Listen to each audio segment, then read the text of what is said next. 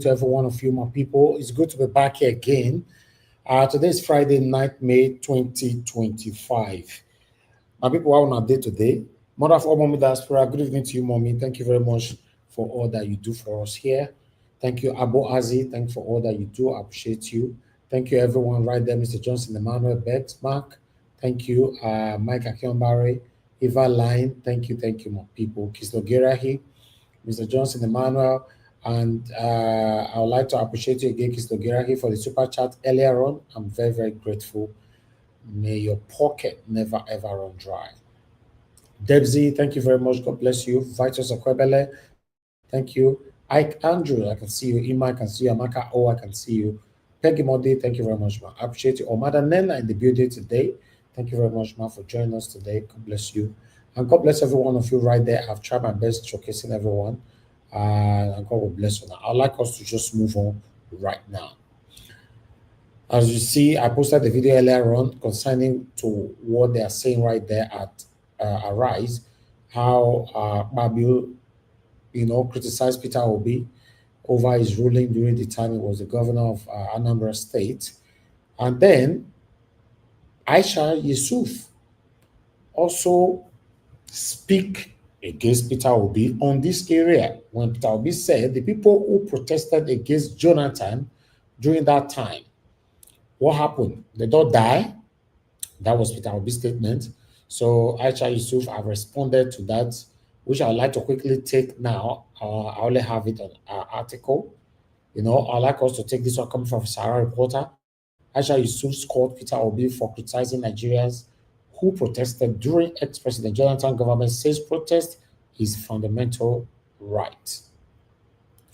Aisha Yesufu, a human rights activist and supporter of former Labour Party presidential candidate Peter Obi, has criticized him for condemning the protest against Goodluck Jonathan during his time as president. Aisha Yesufu reacted to Peter Obi's comment regarding the Occupy Nigeria protest of 2012. It would have been recalled that Peter Obi criticized the protest when the fuel pump price increased from 87 naira to 120 naira per litre under Goodluck Jonathan. Obi made his comment at the memorial lecture and day of tribute for the late Niger Delta leader Pa Edwin Clark in Abuja on Wednesday, May 7th, 2025. Unquote, where are those who in 2012-2013 protested vigorously when increased fuel, exchange rate, food, and transport prices were moderate and manageable under President Jonathan? Then he went on. So reacting, Yusuf, who is no supporter of Peter Obi, went on, unquote, first of all, I'm going to start with where Mr. Peter Obi said there was no protest during Jonathan's time. I think that is a very wrong allusion to have, like there's no need to protest. She continued, let's look at Nigeria, for example, and let's look at countries in other parts of the world where they are doing very well. People are protesting every day. There's never a time where there's no need to protest.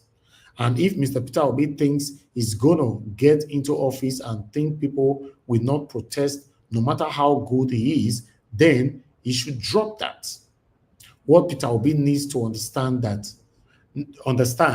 what everybody needs to understand is that at the time, people were protesting against 120 naira to 900 naira of today was in the future. Nobody protests for the future, she argued.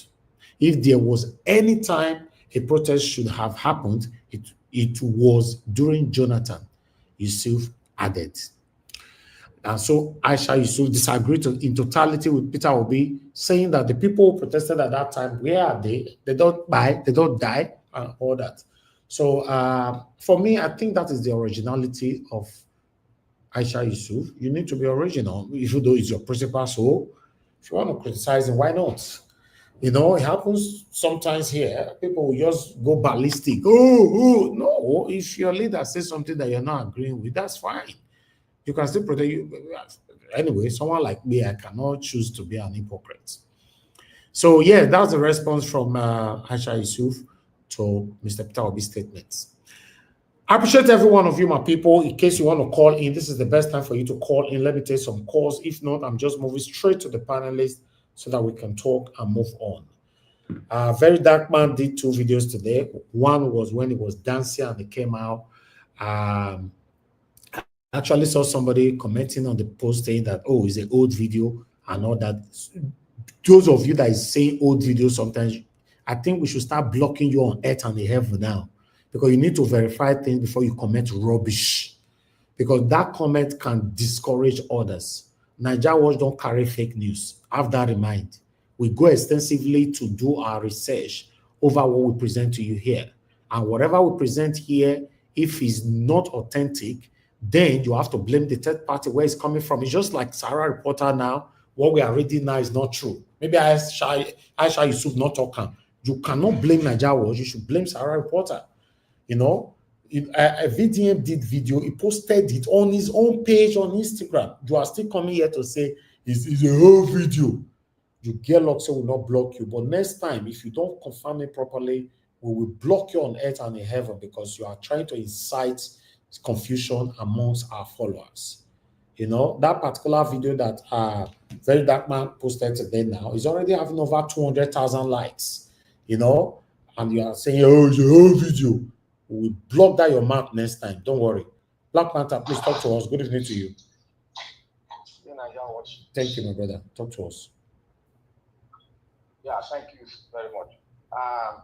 Thank you. I want to greet everybody. Mommy, that's why may God bless you and other people that are watching and on their keyboard. I want to thank everybody. Now, Nigeria Watch, you see, Peter Obi said one thing, and I'm sticking to it. He said we lack critical thinkers. And Aisha Yesufu had just done something because she was involved. Remember when are you saying she was saying all that to protect herself because she was involved? Yes. Because Aisha Yesufu and Chore and some other groups, they were together and they were involved. That was why I told you that there was a petition against Aisha that time. That Chore made the petition online against Aisha, and Aisha is trying to, you know, stay two sides to make sure that he doesn't err on this other side, and he's really talking against Obi. What Obi strictly said was that where are those that said the fuel increase, and now there's an increase in this one now. Why are they not coming out? That's the fundamental question. Why are they not coming out? So what is the point Aisha is making? It doesn't make sense.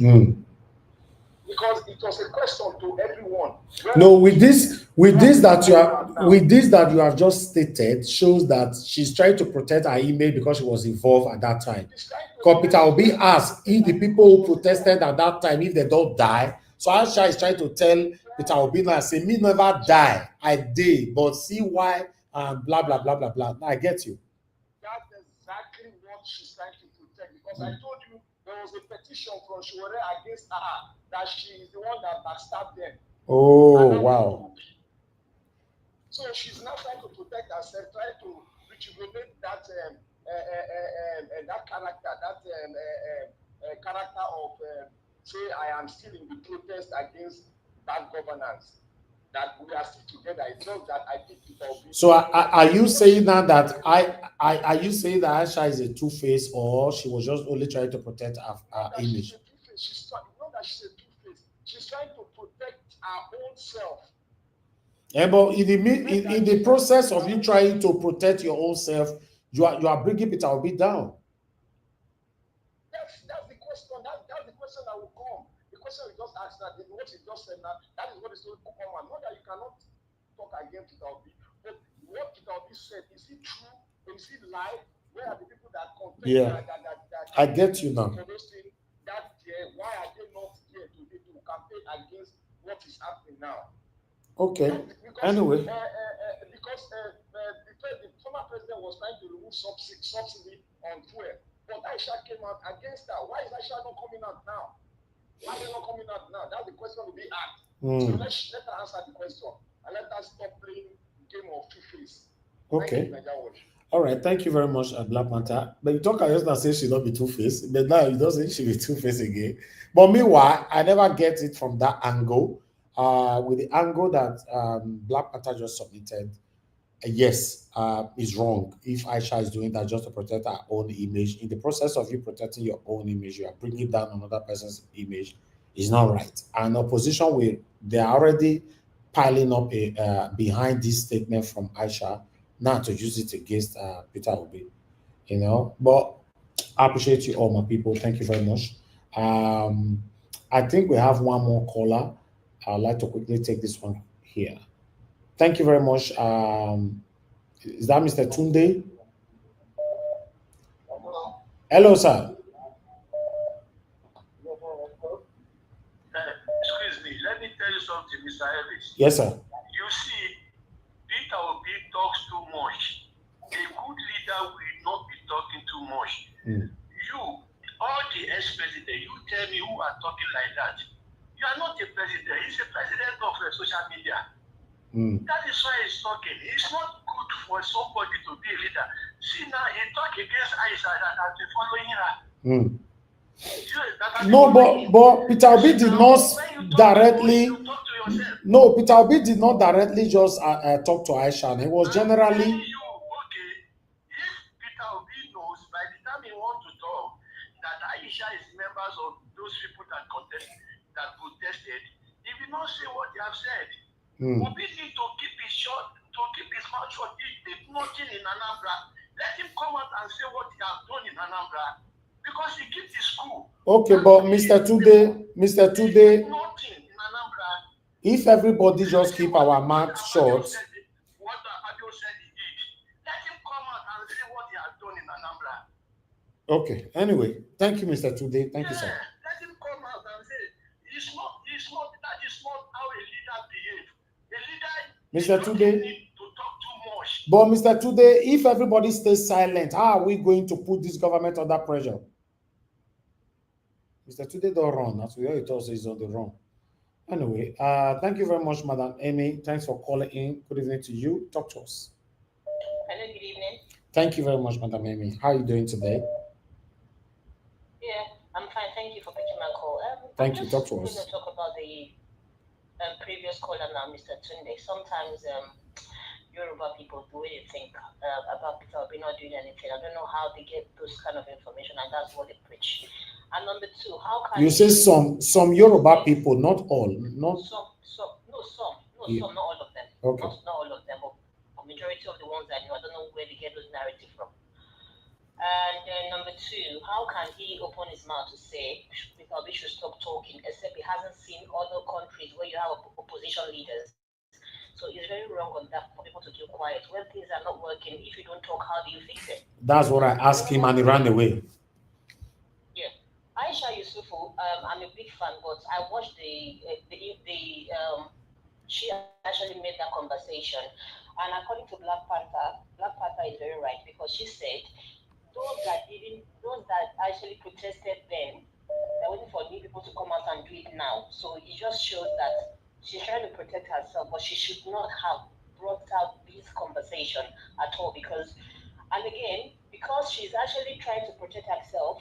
Peter Obi was only making a statement based on what is happening now with the hunger in Nigeria. People are still sitting down. The pastors and everybody that came out, where are they? It's just a general statement.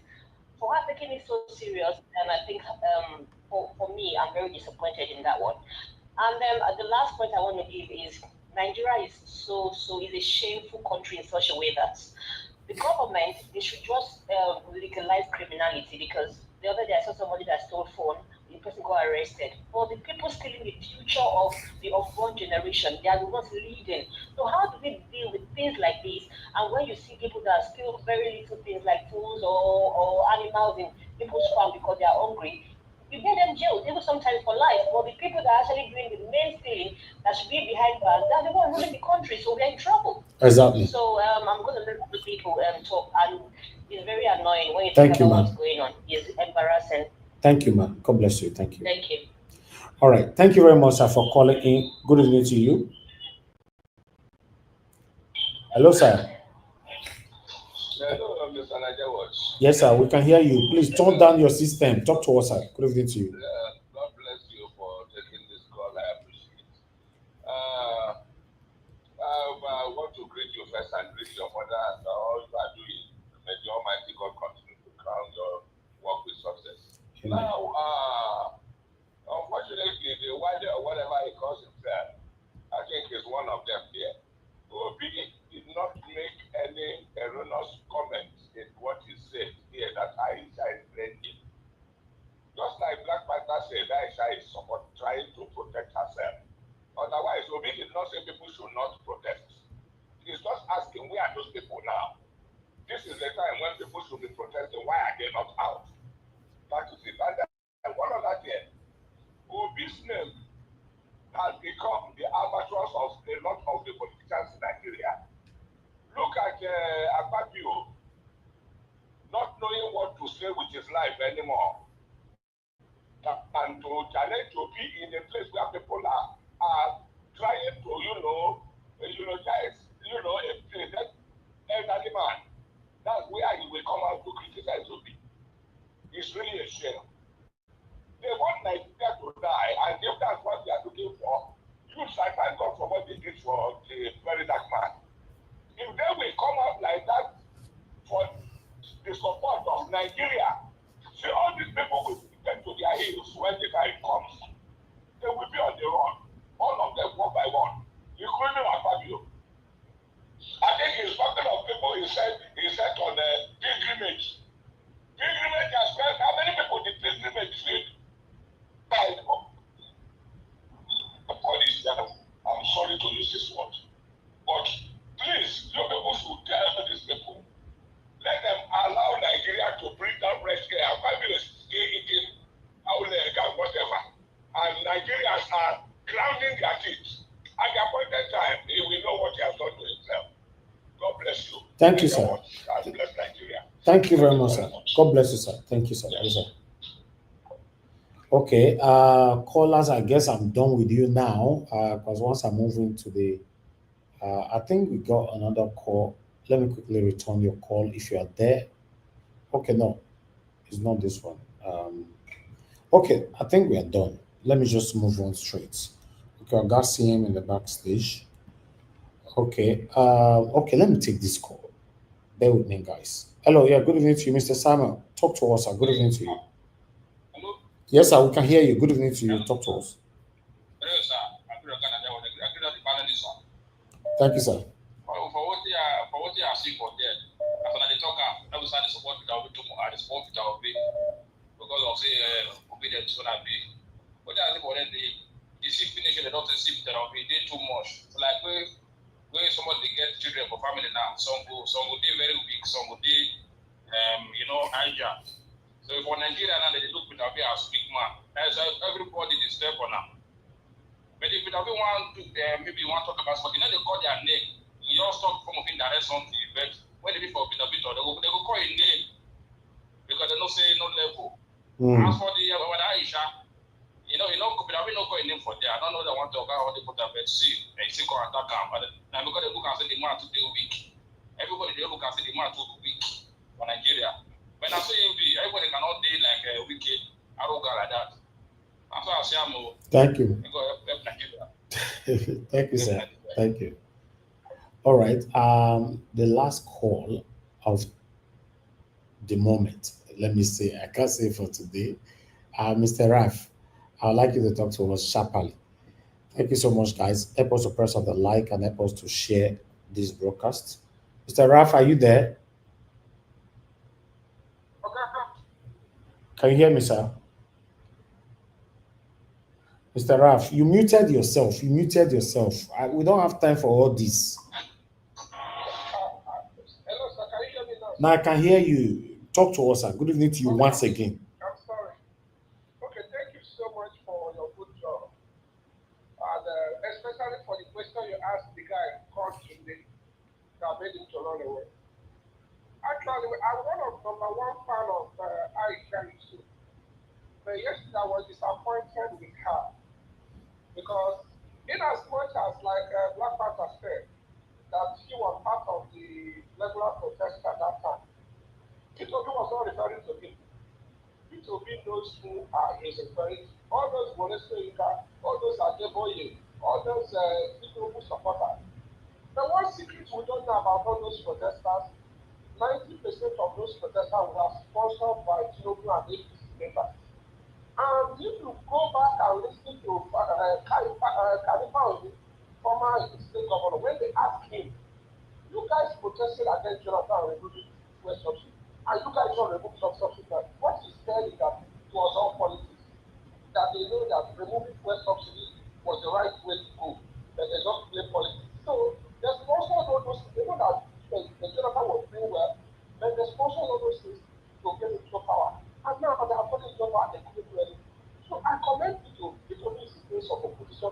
I pray you continue to know where down with people like Aisha, who see her personal attack. You see it as a personal attack instead of to see it as a collective attack. So I am grateful to you. Thank God for all you do, and I appreciate your mom as well. Thank you, sir. God bless you. God bless you too, sir. Thank you very much. Okie dokie, my people, I'm done with the course for now. I'd like to move on straight to the panel so we can iron this whole thing out. I appreciate every one of you right there. Guys, press on the dollar sign. Encourage what we do here if you can. If not, also press on the like and help us to share this broadcast. I'd like to call on the first person today with us, which is Mr. Jonathan. Mr. Jonathan, it's good to have you on the show. Good evening to you, sir. Please talk to us. You have 15 minutes.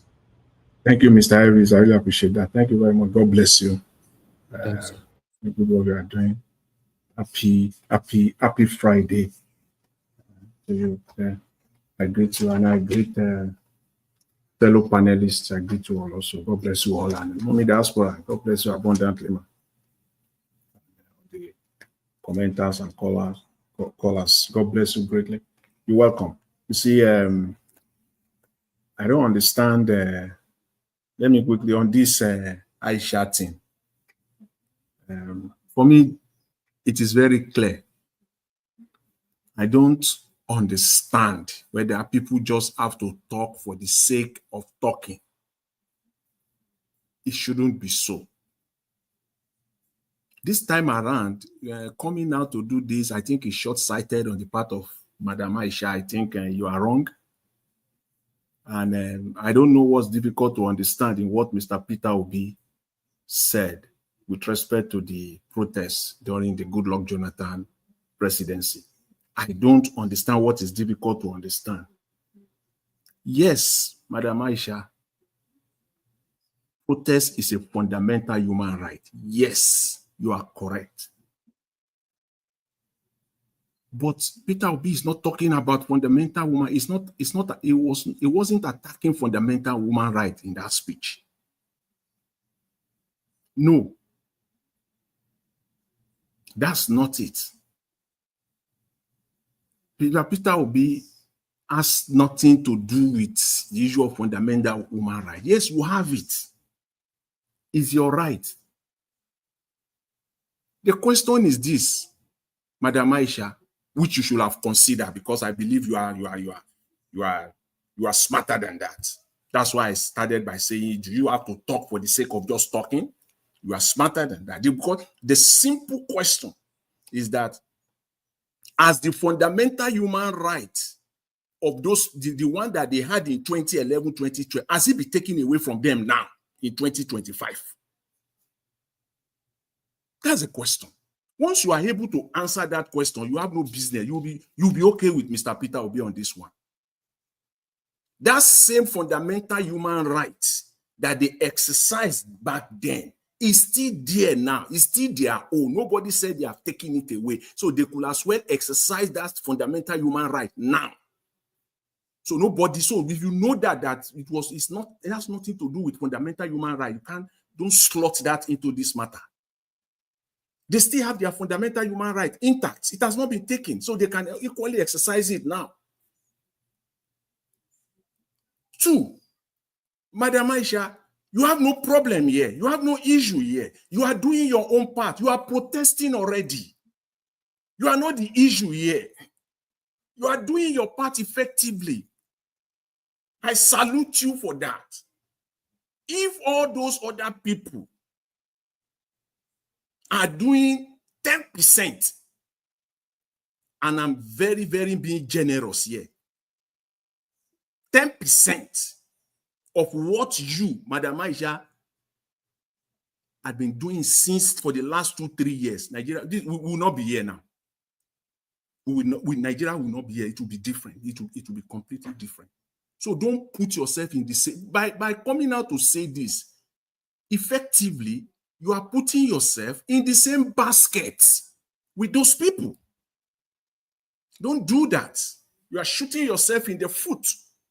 You are boxing yourself, putting yourself in the same basket with the likes of, everybody knows them, Shoyinka and all the pastors and all of them, all that came out and pretend. We all know them. Don't put yourself in the same basket. You are way, way better than them. You are doing your part. You have been doing it. You continue to do it. You are still doing it. So that was, again, why I started. Do you just want to talk for the sake of talking? Because those are the two key questions. The fundamental human right that they have, or that they had back then, if they still have it today, it has not been taken. And two, don't put yourself in the same basket with those people. You are doing your part. You are protesting already. So you are not the one Peter Obi was referring to. Far from it. You are not even there. You are not. So you just need to put the matter in the proper context. And then that video is on. That's why I said it's uncalled for, it's unguided. And the reason why I say you are wrong. And it is there's nothing bad in coming out to say I'm wrong. On this one, you are wrong. It's as simple as that. It's a common sense thing. But all in all, I give you kudos for the work that you are doing. Yes. You earn it. You deserve it. Continue to do that. If all of us were doing like that and all those deplorables, if they are also doing the same thing, we will not be here today. That's what I have on that. And, with respect to Mr. Akpabio, lecturing Mr. Peter Obi. This man is so funny. Nigerian politicians are so funny. Mr. Akpabio, how do you want Mr. Peter Obi to deal with the internal crisis within the Labour Party? How? I will answer it for you, Mr. Akpabio.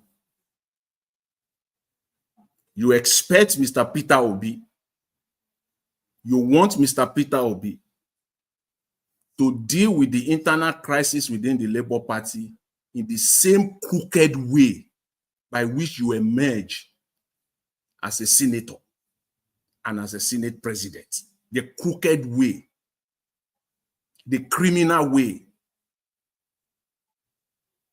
That is what you want. So Mr. Peter Obi can go now and start dancing with them in Labour Party. Start dancing with the likes of Abure. Put everything there, everything in the back burner as if nothing has happened. Let's just continue. If everything is okay. That's your expectation. And that's how you have been doing Nigeria, because in your party, even if somebody stole Nigeria blind, you will say, join us, your sins are forgiven. It is in that same manner. That's what you meant, that go and deal with it. No.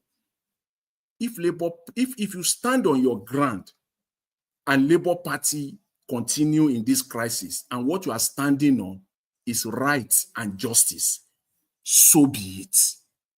You will not say because Labour Party must stand, then I have to sit with criminals. Labour Party must stand. I have to solve the internal crisis. I have to solve the criminal crisis there. Then it doesn't work like that. That's the issue. That's the problem we have in Nigeria. Truth is truth. If you know that something is not right, stay on the path of truth.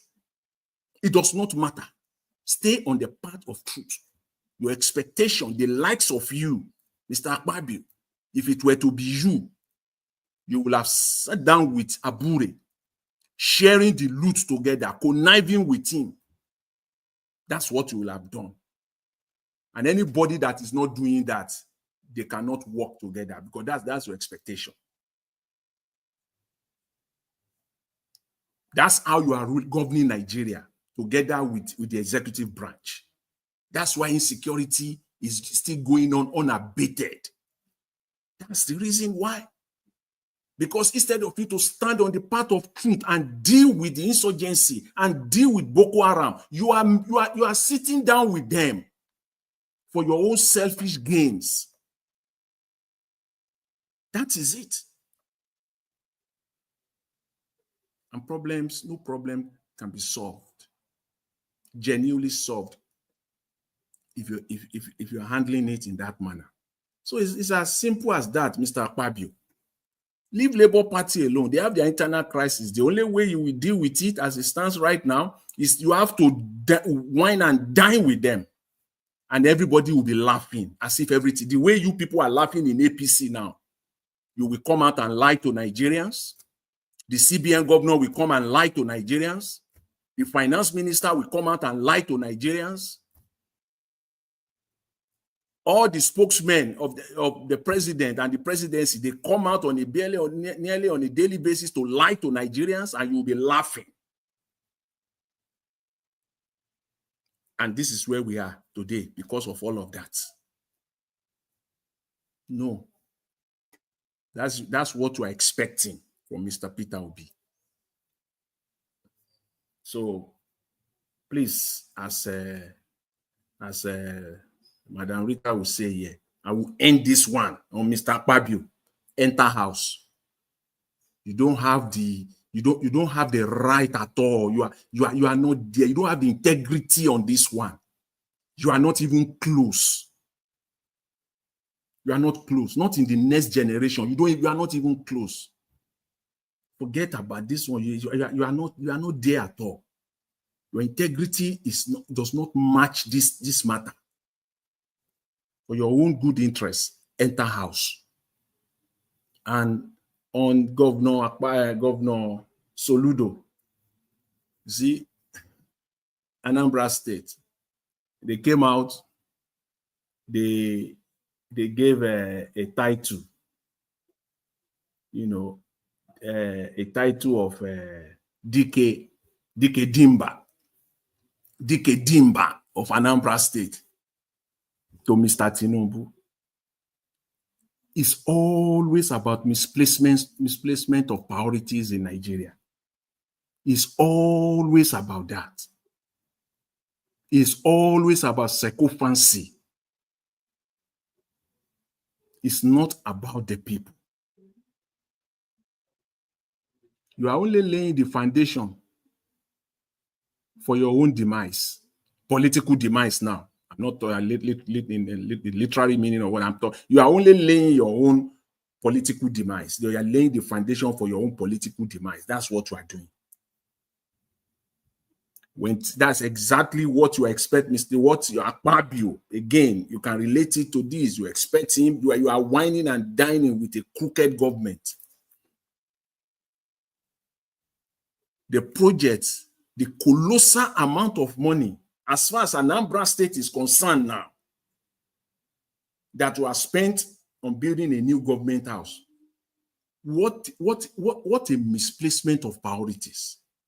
Because it is only through this kind of project that you people loot money. You need this kind of gigantic elephant projects to be able to loot, to be able to steal. That's the only way you can steal. Is uncalled for. It's a total misplacement of priority. That amount of money could have been diverted to other areas that will go directly, that will benefit the people of Anambra State. It's just because we don't have a media. If the media have been doing their job, let them carry their camera and enter Anambra State. Now you will cry. Is it not Nigeria?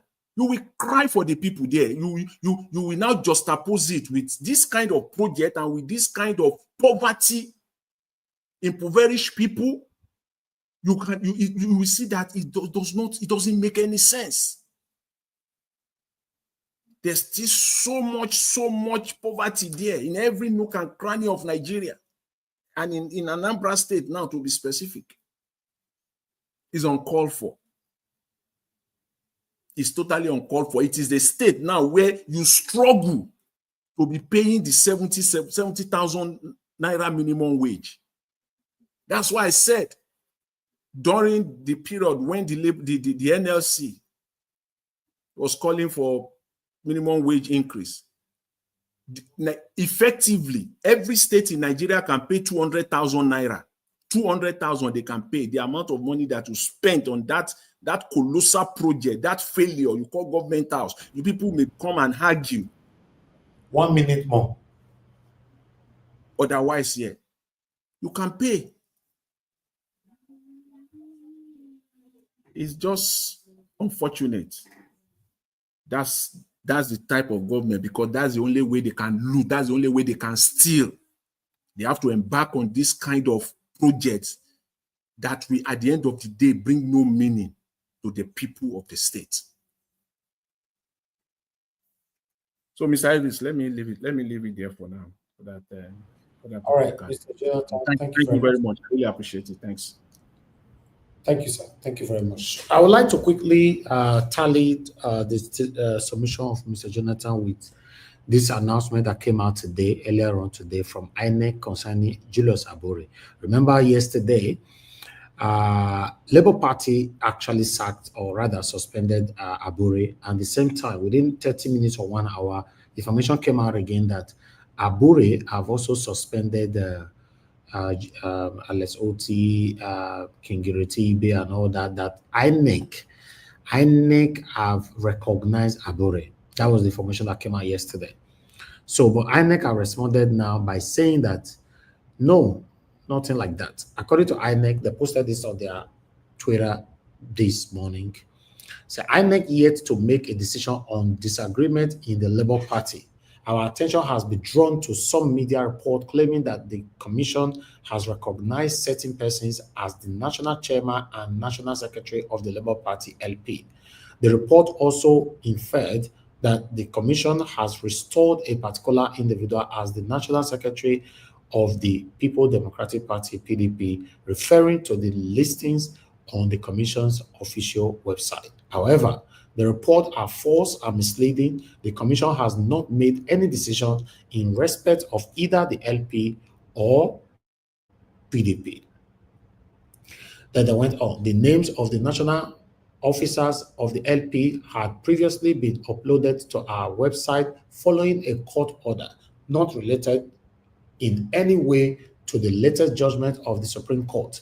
In the same manner, the name of the National Secretary of the PDP on the same website was neither deleted nor reinstated.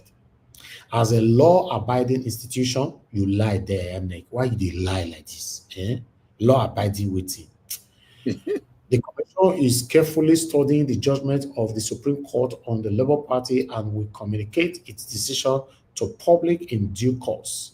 Rotimi Oyedekan, Chief Press Secretary to INEC Chairman, Thursday, 8 May 2025. Okay, I thought I should bring that in. And I would like to. You know, yesterday, you know that this your statement was exactly what I said yesterday. Apart from the lie, I said it here.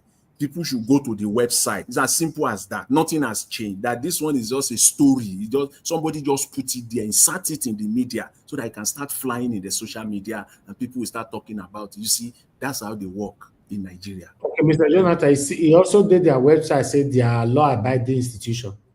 They did now. That's not their line now. You know, then of course. All right. Mr. Jonathan, we also discussed, I want to divert a little bit. We discussed about the Pope yesterday. So I got this information today, posted on X. He said, in terms of seniority and experience in the Vatican, one of these three blacks was supposed to be Pope. Cardinal Peter Turkson, Ghana, from Ghana, Cardinal Robert Sarah, Guinea, Cardinal Arinze, Nigeria, all bypassed for Cardinal Robert Francis Prevost was not even in the top 5 yet made Pope. The Catholic Church is super blah, blah, blah, blah, blah. I don't want to say that. This is not a church for blacks. So is this actually true? No, it is. Yes, I said it's yes, it's true. Mr. It's supposed to be that man from the beginning. See, Mr. Elvis, even the Western media, since yesterday, they were shocked. They were surprised. And, you know, they only fall short of using that word that you avoided now. They will just only fall short of that. All of them were surprised. You know, when you talk of experience, everything, because what they are saying is that, oh, this new Pope, Wow. All they are just saying was that this new Pope had experience. These 3 guys, they have more experience combined than this new Pope in terms of the Vatican. Diplomacy too within the Vatican. All these 3 people, they have it. So these people still do corruption.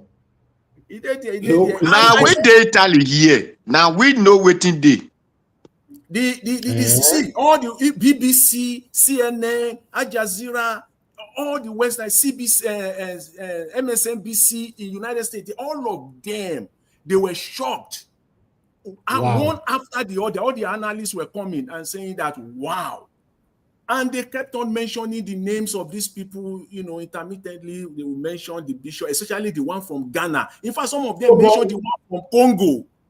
So why are they not speaking now? These 3 bodies we are seeing. It is the society. It's just secret court. So that is just Oh wow, this is it's shocking. But meanwhile, let's move on. Mr. Elvis, my brother, make I come in. Waiting our brother talk. Late Majek Fashek. What do you think? Religion and politics. So now today you know that one. This is like politics now.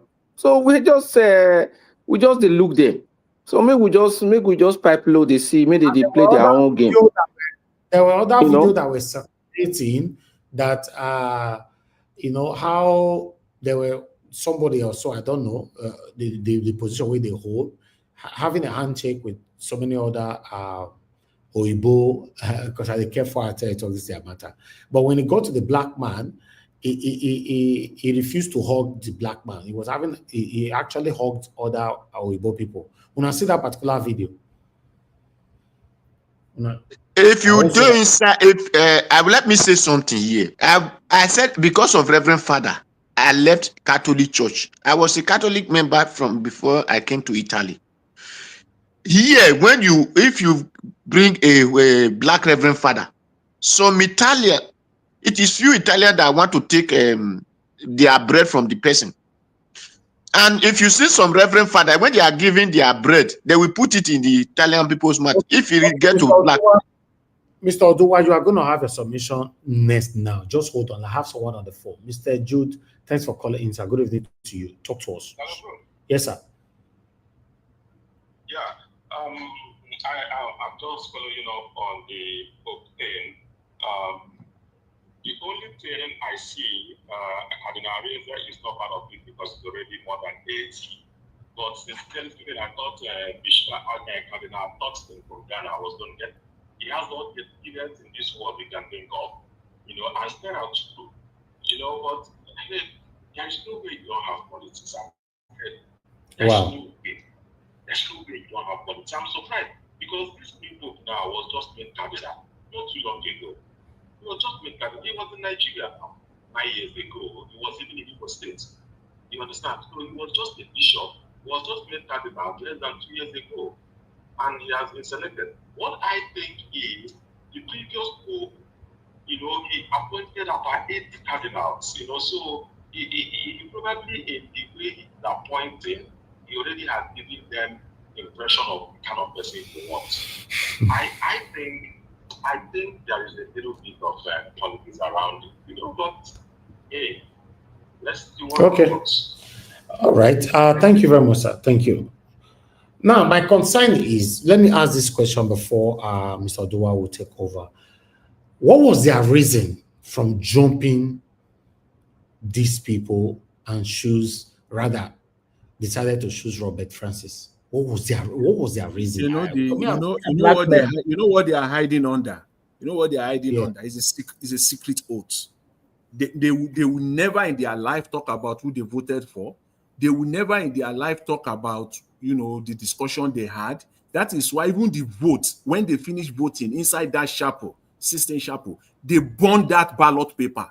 You don't know who voted for who. They put it inside that fireplace, and it is that smoke that is coming out. It is the ballot. It is the smoke of those ballots. They burn it. It's a secret thing. Nobody knows. So they know that they are under that secrecy, oath of secrecy, that nobody will know. So they are hiding under that. These are facts. And I listened to so many Catholic historians yesterday all over. Even Americans themselves were shocked. Americans like to take pride of everything. But this one, they first of all express their shock, and then they will now say, well, it is what it is. We have a new pope, blah, blah, blah. But their first expression is that surprise. One after the other. They are surprised that American pope at this time. Thank you. Mr. Odua, talk to us. Good evening to you once again. You have 8 minutes. Good evening, Mr. Ajawos. Thank you very much. Good evening, all the panelists. Good evening, Mommy Diaspora. Good evening, commenters, listeners, and viewers. Well, let me talk on this a little before I really on topic. For if you worship here in Italy, if you worship in Catholic Church, you will know how Reverend Father have been, as far as you are black, have been look like what you are not up to. So there are people who don't want to take bread from Reverend Father because he's a black person. If a black man driving Italian bus here, there are Italian people who will not enter that bus. The village that is close to me, there was a time black man drive a bus. Did you know that the bus were empty, always empty? That is how they have to take the bus away from the driver. Why? Because they look at it that you are not what. So you is that kind of person that want to come and be their overall lord, or to become their king. You didn't know that this thing is kingship in the name of God. So they know they will never and ever in their life make sure that black man take over that position. It will never happen. If not, this Guinea man supposed to be the one that's supposed to be the next this thing. But as a black man, we know. Did you know that we started mocking the black man? Italian people were mocking it on Facebook already. When one of our Senegal brothers said, if I were this black man, I would not even just carry this pope. The guy were angry. I said, that doesn't mean better. I know that they will not give to him. So that is it. Because anyway, because if you come to Catholic here, then you will know how racist between the Reverend Father and Reverend Father, black Reverend Father and white Reverend Father. You know how racist it is. Well, anyway, thank you all, those who have talked about Aisha Yesufu. Aisha Yesufu, they call it human activist.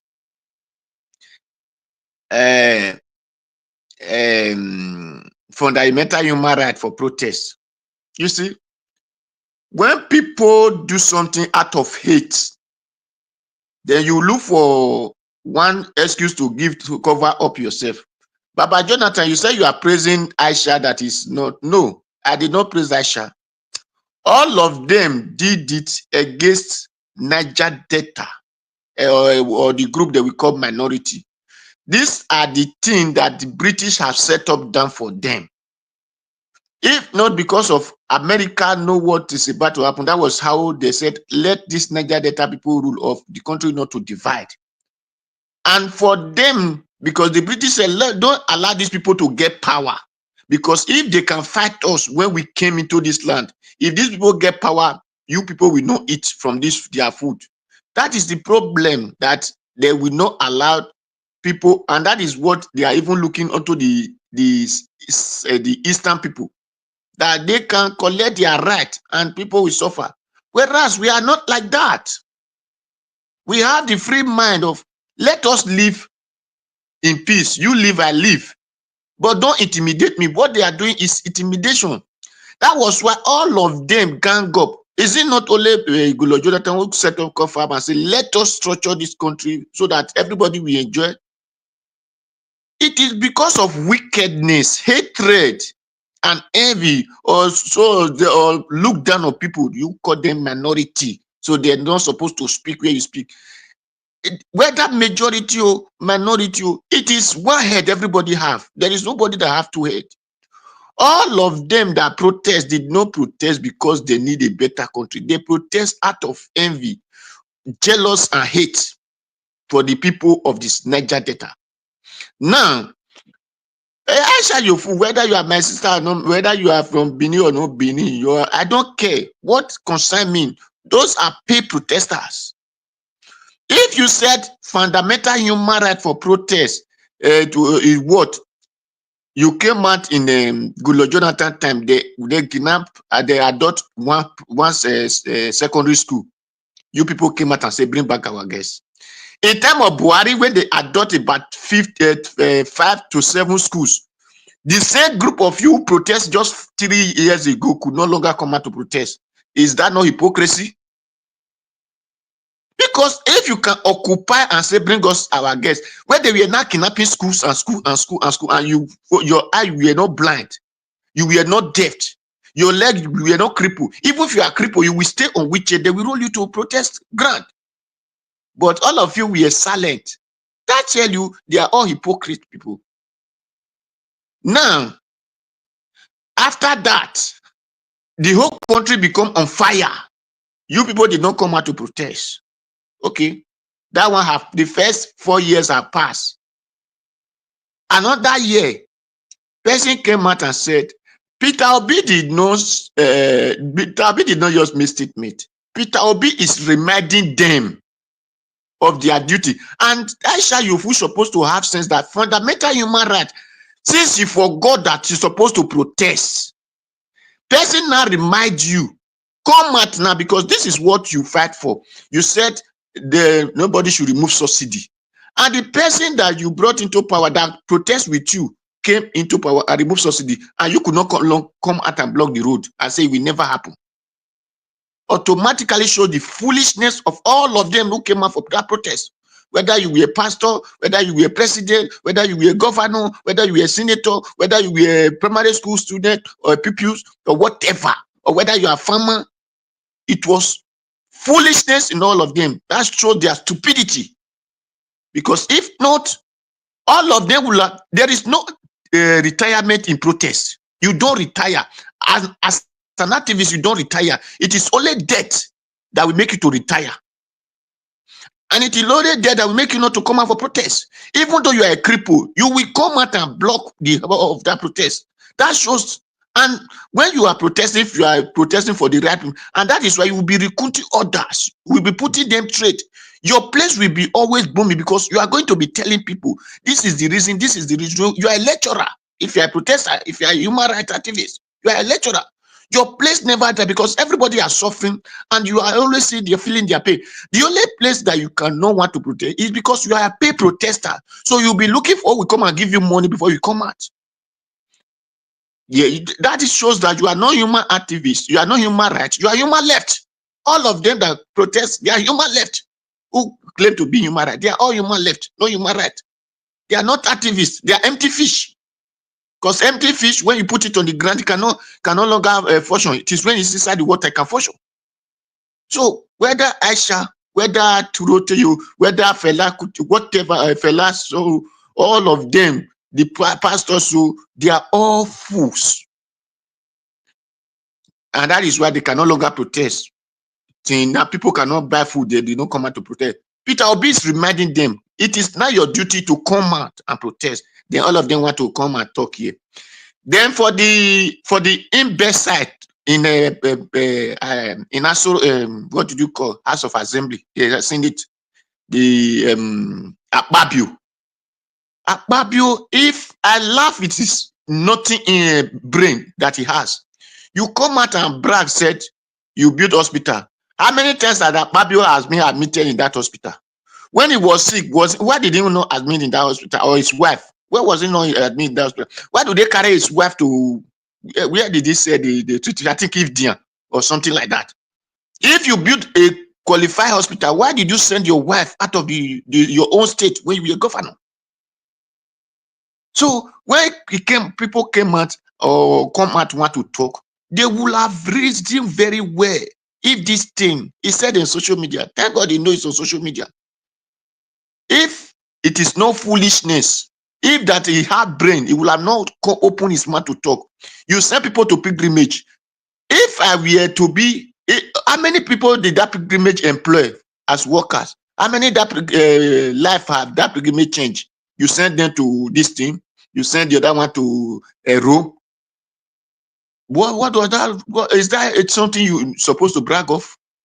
Now, the stadium, what is the use of the stadium? What are they doing there? How many clubs did Akpabio or did Akwa Ibom, where the state it came from? How many clubs do they have that is playing ball in that stadium? Or what are the young boys benefiting from football or from exercise in that state? Now that really shows that he have a stadium, a proposed stadium for them. So when people talk, now he said that Peter Obi should go and resolve Labour Party this thing before he come to Nigeria presidency. That shows how foolish Akpabio is. A Labour Party crisis was being caused by a court. Is Peter Obi judge that want to resolve the case of that? Peter Obi have tried all his possible best to make sure, and just like our brother who call himself common sense said, yes, you cannot resolve the thing that you said. If anybody talk now, they say the court have not confirmed it. The court have not said that because I have not said it. Court were the one that caused crisis in Labour Party. So how will Peter Obi now resolve the problem that the Nigeria court caused in Labour Party? Akpabio cannot resolve it. Akpabio is the president who claimed to be Nigeria president, cannot resolve it. It is only court that can resolve this crisis. And when the Peter Obi have go all the legal, the court could not talk the way it's supposed to talk. That is where they said the court put them in confusion. So how did Akpabio? It shows that Akpabio does not have common sense. They don't have one single sense in him. Because if he has, he will have not said Peter Obi should go and resolve this thing. Boko Haram issue is very easy to resolve. Very easy. Now, if you said your criminal is coming to your house, what did you do? You defend yourself. It's not like this one that is the court have caused problem in Labour Party. If Boko Haram now, these villages where Boko Haram come to destroy people, you pack all those people, you guard them very well. Any fly that fly around those areas, fire will burn them. It's very simple. When they fire burn those fly, they will never come back again. So if anybody's thought that Boko Haram has, I did not see any issue in Boko Haram. Because if I were a president, I said it, if I'm a governor, I will put many people in jail, not to talk of being a president. Like this kind of part yourself, who you just go there and be eating money. It will be rotting on 6 feet prison yard, on the underground 6 feet prison yard. So this kind of people supposed to be in prison. They're supposed not to be outside, or it's supposed to be working in sugarcane farm. He did not say I buy 700 tractors and give to the community to be making money. Everything is stay about in his place. I did not see the one that is generating money for the state. But Peter Obi generate money for a state. So when people want to talk, they don't have sense to think, to talk. You cannot compare what you say you do with Peter Obi. People that benefit from Peter Obi are still they employ workers. Hospital employ people. He build hospitals that employ people that they are working. The one that the schools that he renovates, he make them road out the place that there was no road at all. He makes sure that the people cannot bring food to come and sell. From that places, he give them road. A road that look express in Europe. That is what Peter Obi give in Anambra. He as a senator, do we have road in Nigeria? Is it not SUV went and buy? Did they said make sure that Abajana, what did they call this in this iron this thing steel me in Kogi? Did he make him to work? Is it not his duty that that steel must be working now?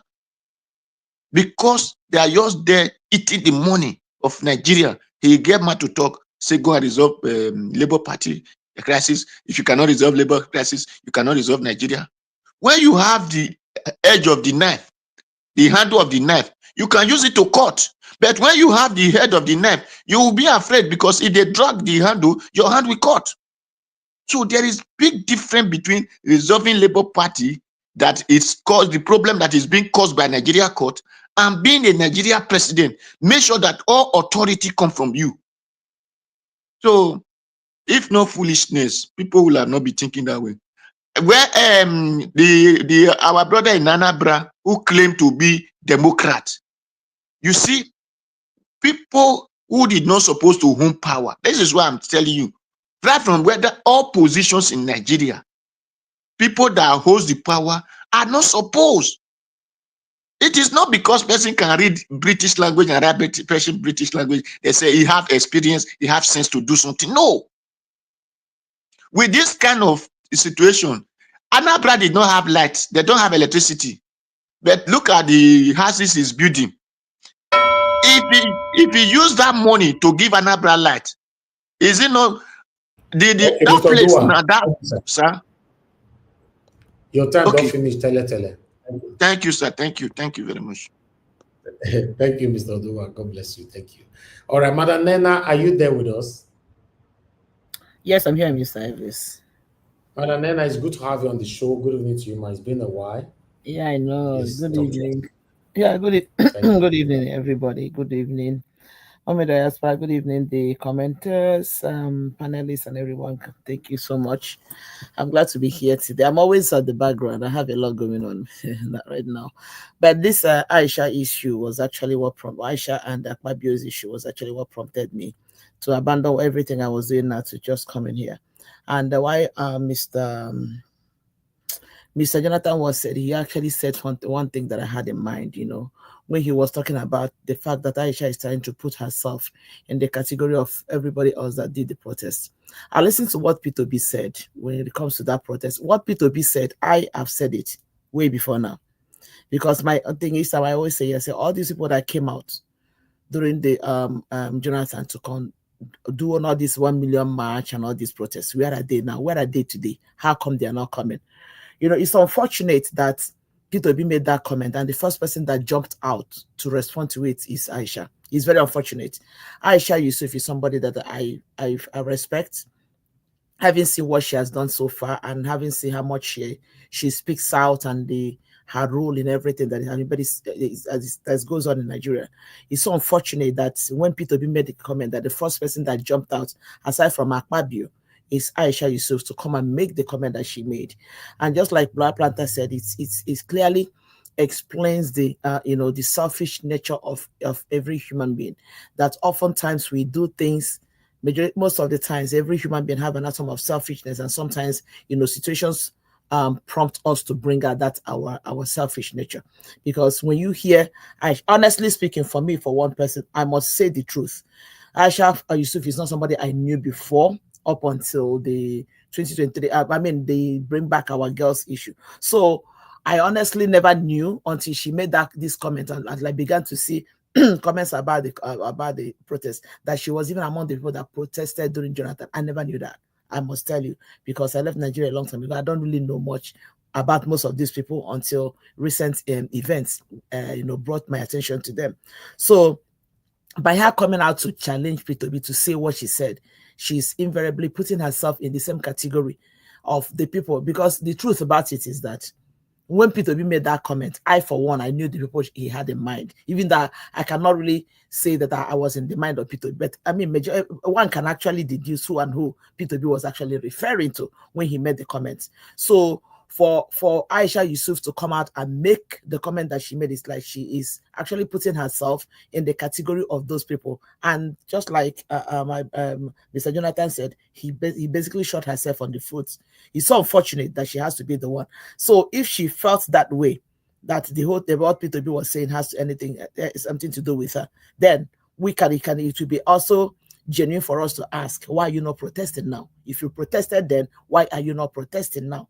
You know, and then what P2B said has absolutely nothing to do with, you know, you expressing your fundamental human right. It has nothing to do with that, because we've always, like I said, I've always said it before, that if you can complain and protest and say whatever you said when Naira was less than 500, and now Naira is in $1,000 is 1,500. Why are you not saying the same thing?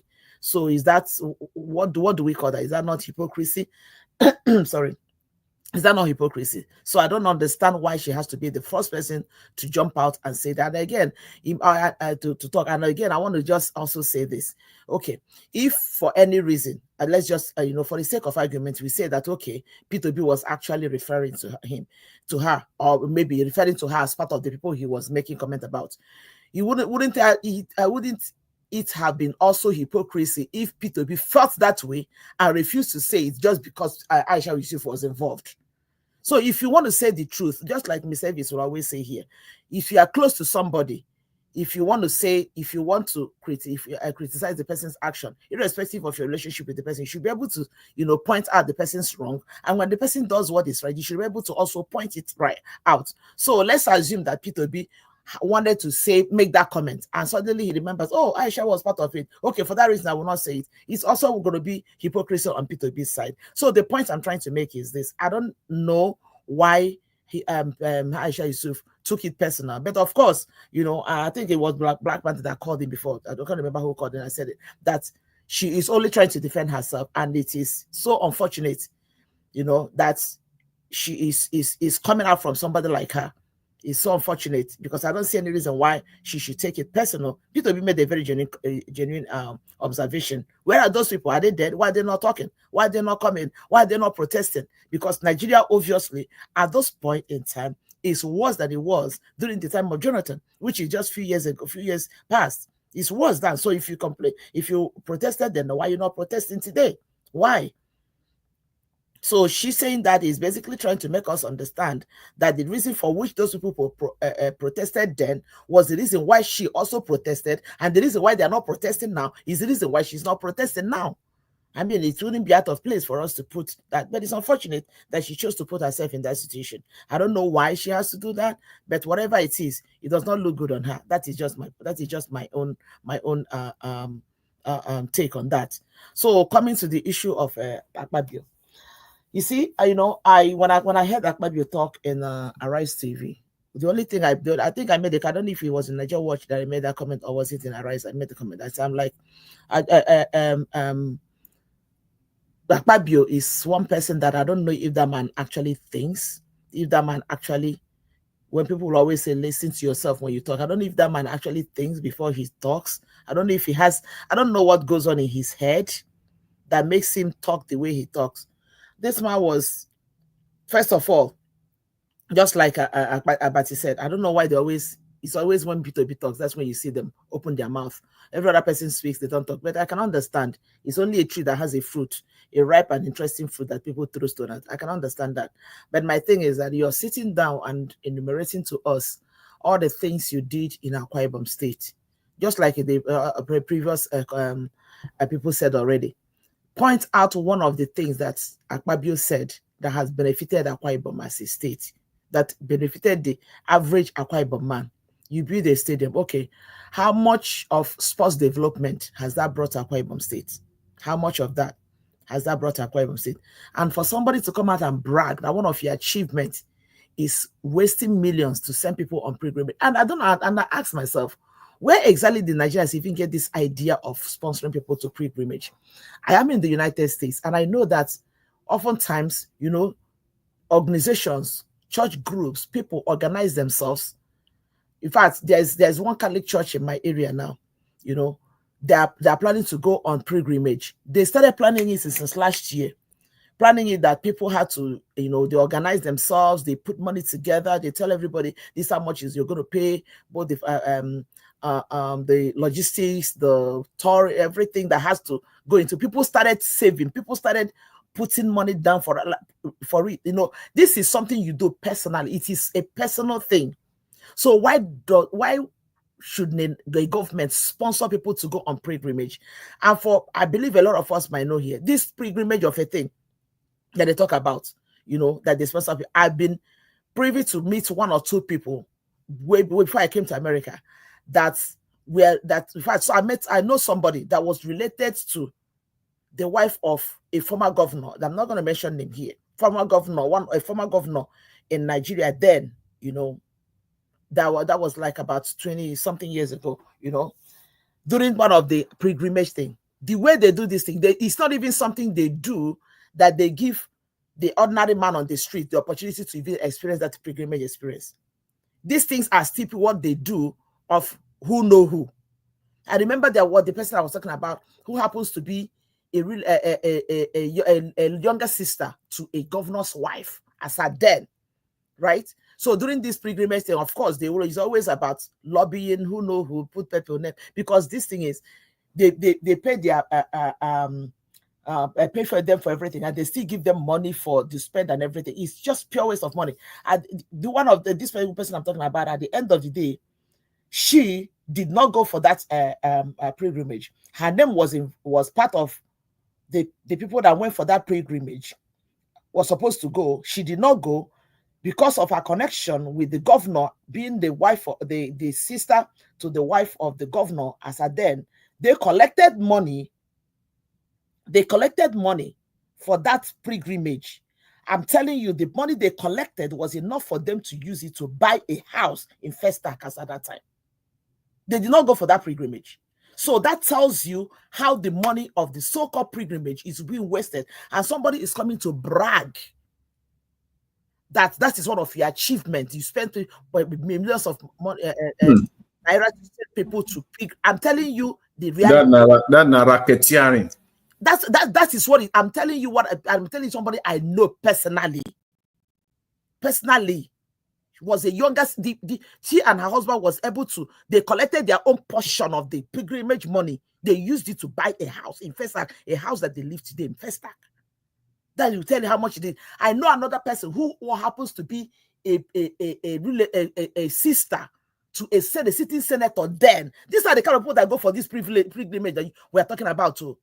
Except you have a connection of with those people in top places, a sister to a senator. Then she has been to this pilgrimage twice. So like every year, their name. But most times they put their names at the end of the day. They just collect money. They don't. They would at the end of the they will not even go. So how is that supposed to be an achievement that you're sponsoring people to go to Mecca and sponsor people to go to Israel? How is that even supposed to be an achievement? And somebody is sitting down and bragging about it as one of your achievements that you spent. It like I honestly speaking, most times when I listen to the things that happen in Nigeria, I ask myself, how come this kind of human beings are the kind of people that are in the helm of affairs in Nigeria, and it still continues, and we're just keeping quiet about it? I don't understand. Like it bothers me most times to talk about Nigerian situation. You know, like it takes a lot. It saps me a lot of energy, because you cannot even make head or tail of what these people are saying. Okay, one of the things that this man was talking about, Peter Obi, you're saying, oh, if you cannot solve the problem in Labour Party, how can you be a president of Nigeria? Okay, fine, for the sake of argument, yeah, fine. Peter Obi has not been able to, so he's not qualified to be the president of Nigeria. Okay, now your party that does not have crisis, that is in power, have you solved the problem of Boko Haram? How far has APC solved the problem of Boko Haram, kidnapping and everything that's going on in Nigeria? And you are bold telling Peter Obi, if you cannot solve a Labour Party problem, how can you solve it? Okay, now Peter Obi could not. Now that you that is able to solve your own, having people defecting to your party en masse, how far have you gone in solving the problem of Nigeria? How far? Why is it that you're not? So if you think that Peter Obi is incompetent, to solve a Labour Party this thing. That means you are more incompetent because you have not been able to solve anything in Nigeria. Because Boko Haram and everything is in the increase right now. Kidnappers are, the other day, oh my God. The other day I was watching, I saw somebody sent me a video. It was so disgusting. Where these boys were using somebody's hand, a human being's hand and leg, using it to be playing, as in bragging that, you know, these are people that they were able to dismember. This is what happens in Nigeria. These people are working freely, and somebody who calls himself a Senate president is sitting down there talking about P2B, asking him how we can be president if he cannot solve it. So you that is there, how far have you gone in solving it? How far? How far have you gone in solving it? You brag about building a hospital. Yet, like, how many times have you used the hospital? How many times have your children, not even you, how many times have your children or any government official in that Akwa Ibom state gone to that hospital for treatment? You build a world-class hospital, yet every day your president flies to France. Why can't you recommend that your world-class hospital for him to go and take treatment? But if you get sick, you fly outside, but you are bragging that you built a hospital. Does that even make any sense? That's why I said that somebody like people like Akpabio, I don't even know if I don't know the kind of cheap drink or cheap smoke that they put into their head that make them not to think. You just sit down, you talk, you open your mouth. What moral ground has that one even to criticize somebody like Peter B? What moral grounds? It's so unfortunate, and I mean, what else can we say? These are the kind of characters we have in power, and we see them, we have them, and we can't just do anything about them. You sit down there, you talk. This is the same way he opens his mouth to criticize Fubara, even though it's not like I'm a sympathizer of that Fubara so that much. Anyway, well, during the burial of Uigwe, he always liked to just open his mouth and say nonsense that don't make no sense.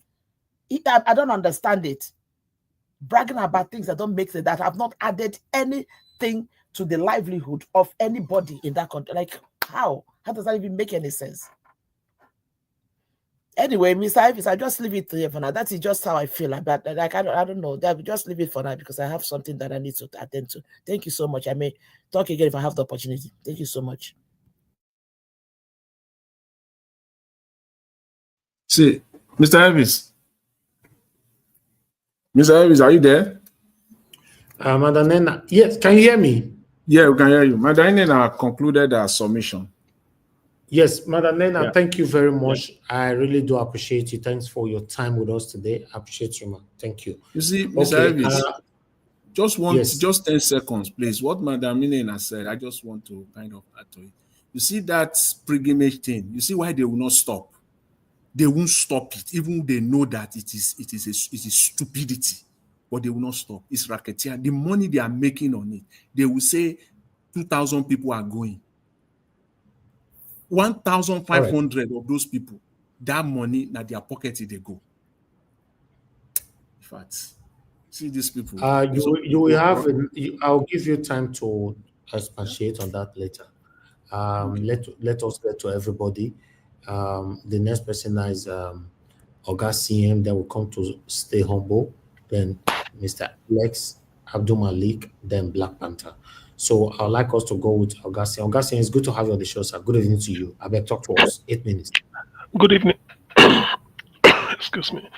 Good evening, everybody. Please, I observe all protocols. Greetings. Hey, there's quite a lot to say, although some are just using the benefit of hindsight, but I say one or two things as I... Handle the core ones. Number one, no, there's one that is really I need to say, because I have something say, let me just say something like one sentence or two sentences. INEC don't recognize Abure. You see, do you know one thing about Nigeria? I've come to realize that the media, they throw out rubbish because they know the people are incapable of reasoning. I know why the British media, they're always at alert, because the people here are civilized and enlightened. You can't write rubbish hoping that you will convince them. No, you are making a fool of yourself. INEC walked Aburi out when INEC called a meeting of all the chairmen of the 18 parties. He called a meeting just to normal their periodic meeting, whether monthly or so. Abure came, they walked him out. That they don't recognize you as Labour Party chairman. Abure walked out. They called another meeting, Abure came, they walked Abure out. That was when Alexoti party Otomi P2B had to sit up because of a do election that as far as INEC is concerned, the candidate of Edo is not recognizing their deeds because they won't recognize it. That was Olumide Akpata. They have to sit up. That was when they started talking about all this. So how come that same INEC now is telling Abure, you see, Nigerians they can feed the rubbish with they can feed the public with nonsense. No, they've already debunked it. And I know, no, but to bring it out, that's what I'm saying. It was somebody that brought it out. It's not INEC. Okay, well, all those things that they do to plant it. Then on Akpabio and criticizing P2B, I posted the link. Akpabio built a world-class hospital. You see, that's why sometimes, you see, every day is like a knowledge you gain. If you observe what goes on every day in your life, you must gain something. You don't need to even go to a university. You will be educated. Akpabio built a hospital. He went to United States. I watched the video clip. The people of Akwa Ibom, I think either in the state of Georgia or Texas, organized, or maybe I don't forgot one of the states, organized a reception for him. He came, was telling them, some of you here are nurses. You know the way he talks like somebody who just left a beer parlor. He said, some of you here are nurses, some are doctors. Better come now and they apply. The job is there waiting for you. Some of the hospital I've built is better than some of the hospitals you are working here, if not the same standard. Come and take up job. You paid very well. If you want your dollar, you know the way he talks. And they were clapping. As God will have it, he handed over and had a car crash. He was flown abroad. Why wasn't he treated in his own hospital? You cook for the public. You don't want to test the food you cook for the public. You see, this is the way Nigerians, and that's why they talk like this, because the people they are talking are non-entities. To be honest with you, an average Nigerian does not read at all. They don't care to find out the facts. All they say, they don't tell us. You look at headline in the social media now, 90% of social media throw out lies, because you can stay in your bedroom and concoct story and write, and they start to sell. So that's why all these things are happening. Anybody can talk anyhow. Look at Akpabio. So that alone has shown you, and still talking of world-class hospital as achievement. When they couldn't treat you. But P2B is saying that the Waterside Hospital at Onitsha, that is where he goes for treatment. He said it, and it's on record. So who else, you see? But Nigerians are not interested in that. All they want is why this or why that. Now, regarding Aisha's whatever he said and the protest, you see, he took P2B's comment out of context. What P2B is saying is that under Jonathan, minimum wage 8,000 naira. It can buy you can buy with it 3 bags of rice at 60,000. If you want higher quality, maybe 8,000, 7,000. You can buy at least 2. But 10 years down the line, that 18,000 minimum wage has tripled. No, in fact, is it quadrupled or times 5, giving you 90,000. With that 90,000, you cannot buy 1 bag of rice. You will struggle.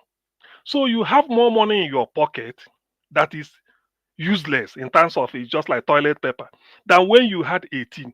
And when you had 18,000 in your pocket, you were protesting fuel subsidy. Do you know why this issue of fuel subsidy? That's why sometimes I respect people. Not really you can make mistake. Not really you can tell lies. But if you admit that you get something wrong, some people may condemn you. That is ICM. That is when my love for you will triple. Dr. Kayode Fayemi, former governor of Ekiti State, said that removing fuel subsidy under Jonathan was the best thing to do. But they know if Jonathan and the Okonjo will achieve that, they, the opposition, will have nothing to campaign. So it's better they confuse the people and tell them that, hey, if they do it, heaven will fall. Fayemi, Falana, they know themselves. But that is what should have been done. So some people may say Fayemi, but to me, Fayemi admitting it means that yes, he knows. So I will respect him. But people like Aisha coming to say P2B, you're just wasting your time. Nigerians, only that most Nigerians don't reason.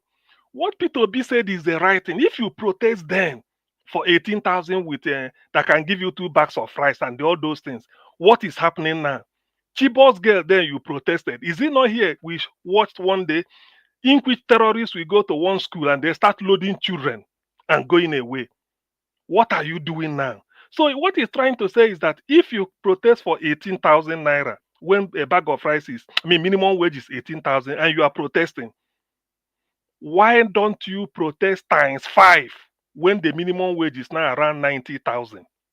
That is the meaning. Then when a liter of petrol, what it was costing then is like times 5 or maybe times whatever now. So why not protest? If you were protesting for hardship, then why not now? Are you having it easy? This is when you should have even redoubled your effort. But in Nigeria, everybody want to play the juvenile ostracism, just to show that everybody can take a pot shot on P2B. Like the guy who called Tunde, he phoned, he said P2B talks too much. P2B doesn't even talk. P2B doesn't even say anything. Let P2B show what he did in Anambra. See, illiteracy. Sometimes you pity illiteracy. Any football team, any football manager that can take a club where they go relegation, you move them to championship, to put number 1 position for 3 consecutive years, they won the league. The whole world, FIFA will shake hand with you. Anambra was nowhere in education. It was P2B's magic that did it. That alone has never been equaled by any governor in Nigeria. Education is important. That's why Awolowo gave it to the West.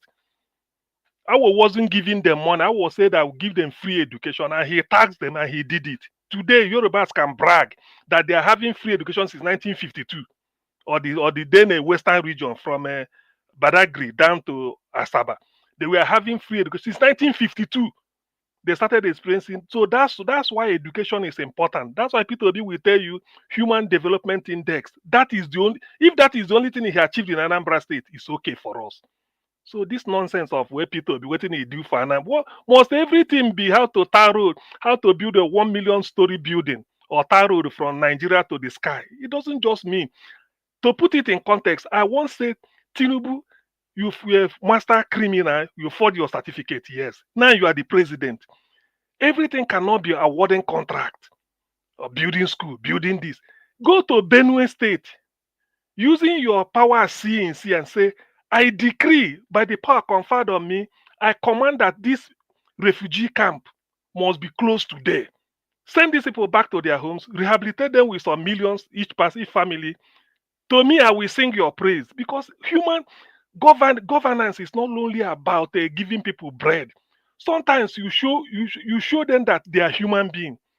So if Tinubu can do that, it's not tarring road. Nobody can say he tarred road, but he was able to end refugee in Benue State. People living in refugee camp. If he can end it, to me, I will rate him higher. I will even rate him as one of the best, because he knows that these are human beings. Zeke used to say, show the light and people will find the way. It's not every time you carry people in your back. Show them the way. So P2B showed Anambra the way to education. And the people excelled. Till today, they are praising him. To the extent that he said, if you get first class, so far you're from Anambra State, in any university in the world, come home, come and meet me. Show me if we proven, take 1 million naira. That was then from 2006 to 2014. And he continued, he did it. Do you know how many hundreds of people that moved abroad to do their doctorate? When they see Peter, they say, Peter, thank God. That is how he spent his security vote. When they were asking him, where he said, I used it on students, I'm giving it out. If you get first class, come and take 1 million. What else do you want a man to do? Everything cannot just be, he didn't do this and people are coming, waiting he do, forget about politics. In Nigeria, people don't read. That is just what annoys me. People just believe that you open your mouth, you talk anyhow, whether you have facts or not, you just talk. Everybody talks like in a beer parlor. It's not like that. Let us reason. Why we come on Niger Watch is that we bring perspective to different issues. It's not what you think. You have to look at the other way. Now, the issue of what is it called? Soludos and something. I had a lot to say that. Maybe another day I will really delve into, because there are a lot of things he said I do not agree with. Some I agree. Begging Tinubu for infrastructure, yes, we need it. The road from Anambra down to Kogi State to shorten our distance from Anambra to Abuja, that is good. To connect southeast and south north central, then to connect southeast and the south from Anambra again to Ahoda in River State, because we have a boundary so that you can get to Port Harcourt and oil-rich areas. That's good. He was saying it. We have gas, we have crude oil, yet we are not in Anambra and a gas master plan in Nigeria. That's not good. He asked for it. I agree with him. We are not in the railway master plan, no rail. So Tinubu said he will do it. I agree to that. All those ones I agree. But this idea that Anambra will vote for Tinubu in any way, he's just saying it just because he felt that he doesn't want what happened in Edo State to happen in Anambra, whereby, and he asked APC, do you want Anambra State? Yes, I give you Anambra, and then he's sealed. So he's playing politics of survival in that one. I do not agree. And he knows it. As long as P2B is on the ballot, nobody is listening to Soludo. So that's what. Oh, time is up. So anyway, well, gradually I will be delving into issues one after the other. There are a lot of things he said I do not agree, which I have the right to criticize him constructively. Thank you, Niger Watch. All right, Garcia, thank you very much, sir. God bless you. Thanks for your submission. Stay humble. Are you there with us? Okay, you are not there. Mr. Alex, please talk to us, sir. Good evening to you. It's my turn. Yes, sir. Go ahead. Talk to us. Sir. Okay. Good evening, my brother Elvis. I greet everyone. Augustine, long time. Welcome back. Thank you. The faces, the people that they see for together today, now 2023 hardcore members during the campaign. Welcome back. Black Panther did every day, so I greet you, my brother. Every other person, my brother, Mr. Odua, Oga Jonathan, and any other person I make sure your name. I greet you all. You see, when I just came back from work, I said, let me just make the sacrifice today. Let me join my people. One of the reasons why I decided to do it was just because of the headline about Aisha Yesufu. You see, there are certain things that will happen to someone. They will say when the person that is so close to you will do certain things, the way you feel the pain is not the way you feel it when it's an outsider or somebody that you don't really have regard for, that's not so close to you. Aisha Yesufu is, apart from being a father, she's from Edo State, is somebody I really admire the way she goes about things that has to do with Nigeria. On this issue, I think she was kind of carried away, or I don't know how to put it, because I listened to the statement made by Mr. Peter Obi. I don't see any way, or I didn't see in any of his speech where he was really downgrading those who protested that time. I didn't see that. I think she was feeling or kind of, oh, I was among those who protested then. Now I didn't protest. He might be referring to me. I don't know. Because I think one of her page, I just wrote and said, I think you are misunderstanding PO. You see, all what he said if you be following his statements, you will know that he wasn't even referring to those who were on the streets generally. He was referring to those who are so mute now, who led the protest that time. Those who were so loud, those prominent people, they were so loud in criticizing Jonathan. We can see what is happening now. We saw what happened when the Nigerian people went to the streets last year. Or was it this year? Yeah, the 10-day protest that was held. We all saw what they did or what they didn't do. So when Peter Obi speaks on that, I think he has every right to say that. And Aisha should not take it so personal because she led the call for the Chibok girls and other things. No. You are at the forefront to see that Nigeria works. Mr. Peter Obi, we all know, is the only person we are counting on now to lead Nigeria out of that. It was completely out of place for you to stick on that statement and begin to make it look so big and kind of enlarge it. I feel it was wrong, and I still stand by it. I will say maybe she will think about it and retrieve some of these statements. As for Akpabio, somebody was saying he talks like somebody who is just coming from the beer parlor. I will even say some of those guys who come from the beer parlor are far better than him, the way that man speaks. To be frank, I have to admit this. I never really followed this Akpabio of a man until he was made the Senate president. Then I began to put more attention on him and read a lot of things about him. In fact, the man is a disgrace.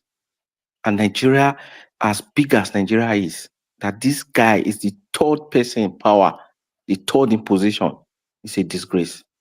How can you be proud to say you send people to Jerusalem and Mecca as an achievement? How? And you were so proud to say this in the public. So I don't know. I still blame Nigerians. Like my brother CM just said, Nigerians don't read. They let people tell them what's happening. They let people talk to them or tell them what to do or what to say. When you read, you educate yourself. Nobody can bully you. Nobody can just cajole you and you just follow. That is what still lacks amongst lots of Nigerians. So our focus should be on trying to educate them like we do here every time, one way or the other, so that their eyes will be open. That these guys are not bigger than you. You have the power in your hands. We can put them in their right places. Not the position of power. It doesn't belong to them. Because somebody like Akpabio is a disgrace, a really big disgrace, to be named as Nigerian Senate President. It's a shame that we are going through this. So instead of somebody like Aisha to focus on what Peter Obi said, she should come out more, educate the people, let them know what their rights are, to take back the power, take back the power that belongs to them, and put these people back down there where they belong, so that Nigeria will become a nation. And Nigeria will become a nation to be proud of. The way it is now, we are not one. Because we are being ruled by people that are not supposed in their lifetime to even come near that seat. So let's talk more about the electoral reform, if there's going to be any election. If there's not going to be an election, what is now the next step? Let us focus. Because these guys, they are planning something else. and that is to remain in power. So what is our take? What are we going to do about that? That should be where our energy should be focused on. Bring heads together, get something that will make us to become a people that have say, that can say something about their nation, not in the hands of these nitwits and these criminals that are just taking us backward and backward.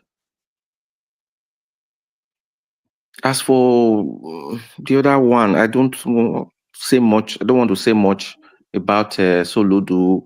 Yeah, he's an educated man and he's a politician. That is what they do. His people have to decide that, what they really want. Not like what happened in Edo State. I hope it doesn't happen there again. Then that will be the next state to be captured. So people should just wise up and take back their state, and then at large take back Nigeria. So that is all I have to say on these issues, and I hope that more people are getting aware that the registration is still going on, that the people should register on the Obidient platform to have something to hold on to, not about these shenanigans happening in the Labour Party. I think Mr. Peter Obi has a plan. So let us do our part and see where he goes. Thank you very much, and God bless you all.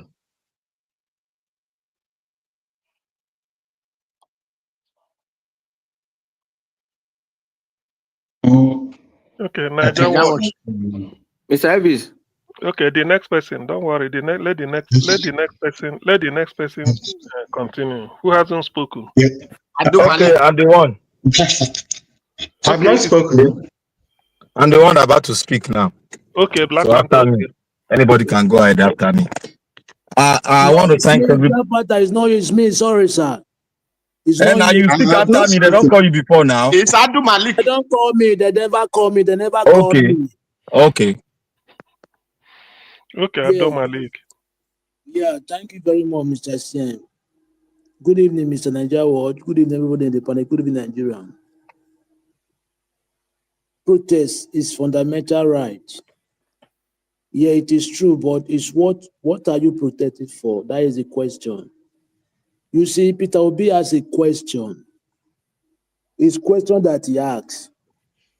What are the people that protest against former ex-president, which is Jonathan, when subsidy was removed, where fuel price increment was increased? Where are they now? Are they dead? He has question. And it's true, they are not dead, they are alive, right? But now they remove fuel subsidy, right? They increase fuel increment, 300 to 1,000 something, 11 or 900. Why are they not protesting? Yeah, why are they not protesting? They are still living on the earth, right? But everybody is silent, quiet. It's the same similar thing. But they protest against Jonathan, but now they cannot protest because this man is from their side. They are the same region. The country we are living, we are not one. Yeah, we are not Nigeria, we are not one. Because if you take a look, the issue is very clear. They do the same similar thing, right? But now where are they? They are quiet, they don't talk. Not even the Jonathan that they did this for, is even himself, even quiet. The South people, they are quiet. Because most of them, they are betrayers. They betray their brother, they said their brother, that is their problem. Yes. That there was two protests there, right? Which it bring us the cheapest gas and this is subsidy. My question is this: the Aisha Yesufu, which one is among? Is it the first subsidy or they bring back cheapest gas? That is the question.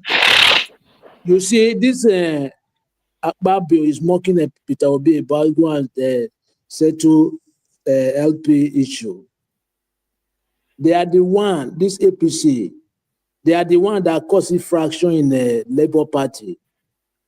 Yes, because they know that Peter Obi is their headache. He's the only one that gives the headache. If you take a look, Peter Obi won that election. Yeah, he got almost 10 million votes. Look at what happened in Lagos State. He got almost 900 votes, right? 900,000 votes. And they give it almost 500 or something, which is they give Tinubu for something from Peter Obi vote. The same thing Rivers State. That's why they try anyway, by all means, to make sure that they destabilize Labour Party, they cause fraction. Where this fraction was started in Labour Party is that tribunal issue, when there was a tribunal in 2023, that is where this fraction, Apapa, Alabi, and they call those fractions. They know what they are doing. They cannot win free and fair election. Nobody will vote for them, only to steal. That is the mentality they have. That is the reason why this is a government of palliative. Instead of for you to plan, to have map strategies, how you will give your citizens steady light in the country. Asurok, they plan to install power solar energy. What a country. And you promise after 4 years, if you did not give electricity, no, they should not vote for you anymore. Okay, now you don't even have plan again. You are still, it's like you don't even care how people are surviving, how they are living. Your plan is just ahead of 2027 election. What country are we living? And people there, they don't even see this. I don't really understand what they are doing, our citizens. It's not only when they arrest somebody, people came out for. No. You came out for government to give you steady light. They will do it for you. It's your right. Look at what happened in VM arrest, right? EFCC. They release him, right? Right. Because the people stand beside him. Yes, a peaceful protest. You guys should do it. The federal government will give you steady light. Continuously, don't stop, but peacefully. It's your right to have a light in a country, to have a good road, yet to have a commodity less price, to buy things, eat. How can a country, you don't have 3 social amenities to benefit your citizens? Is that a country? All they do is just to steal money. The money that belongs to other people, you steal the money to go and keep it abroad. What type of mentality at Africa we have in Africa? How can we move forward in this way? People are in outside country. Do you think most people they are happy they are outside country? They are not happy. It's just because of our country that everything is mixed up. That's why people cannot go back to their country.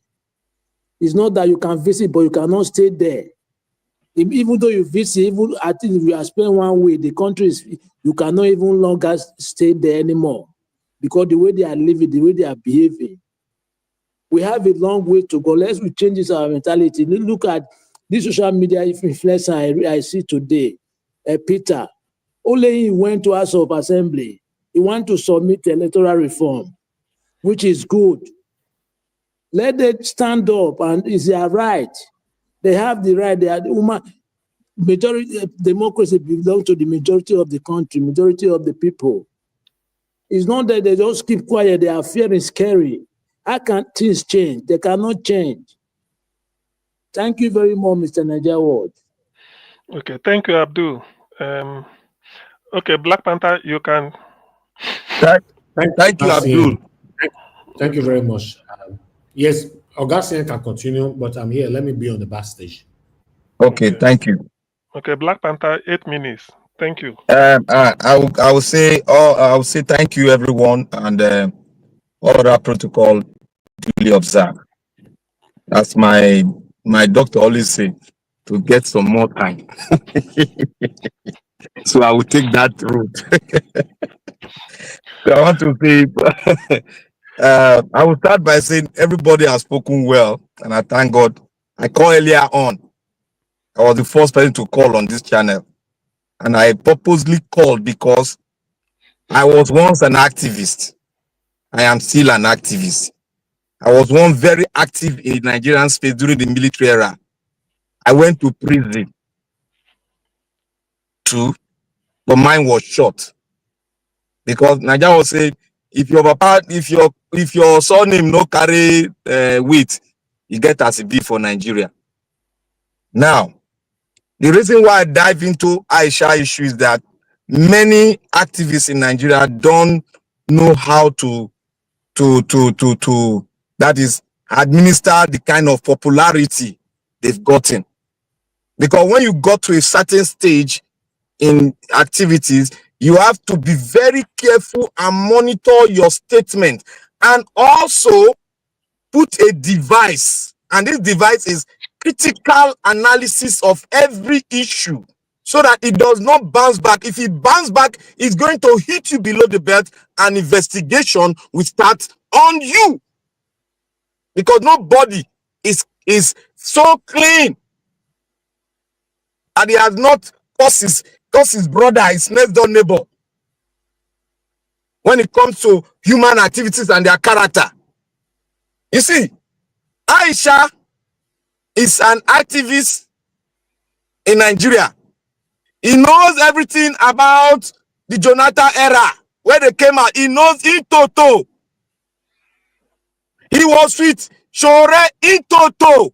They have a group. But she slided out and joined Peter Obi. And that was a petition that Shore brought forward. But Shore said, I will not go into that, because the right time to go into it is not now. It was like a backstabbing. But I know Aisha will come out and say, oh, but and paint it as if it's so rosy. The man that lays on the bed is the one that knows how the bed is formed and how the bed can give him pain after sleeping on the bed. Shore knows where the bed he laid on throughout the struggle with her. So now, it is because she has been affected, that word, she did not critically analyze it. It's because she I don't know what came into her, how she analyzed it. She was selfish in her analysis. And she now has to throw an arrow towards her own, I would say her own institution. Because Peter Obi is like an institution now. She now has to throw an arrow. Nobody say you cannot criticize the institution you believe in. Nobody said so. But when you are criticizing, you must be constructive. You must bring out a picture to the world to see where you are coming from. But what Aisha just said, we don't know where Aisha is coming from. One, she's not telling us where she's coming from. And two, she's wrong in analysis. Because Peter Obi asked a fundamental question. Where are those?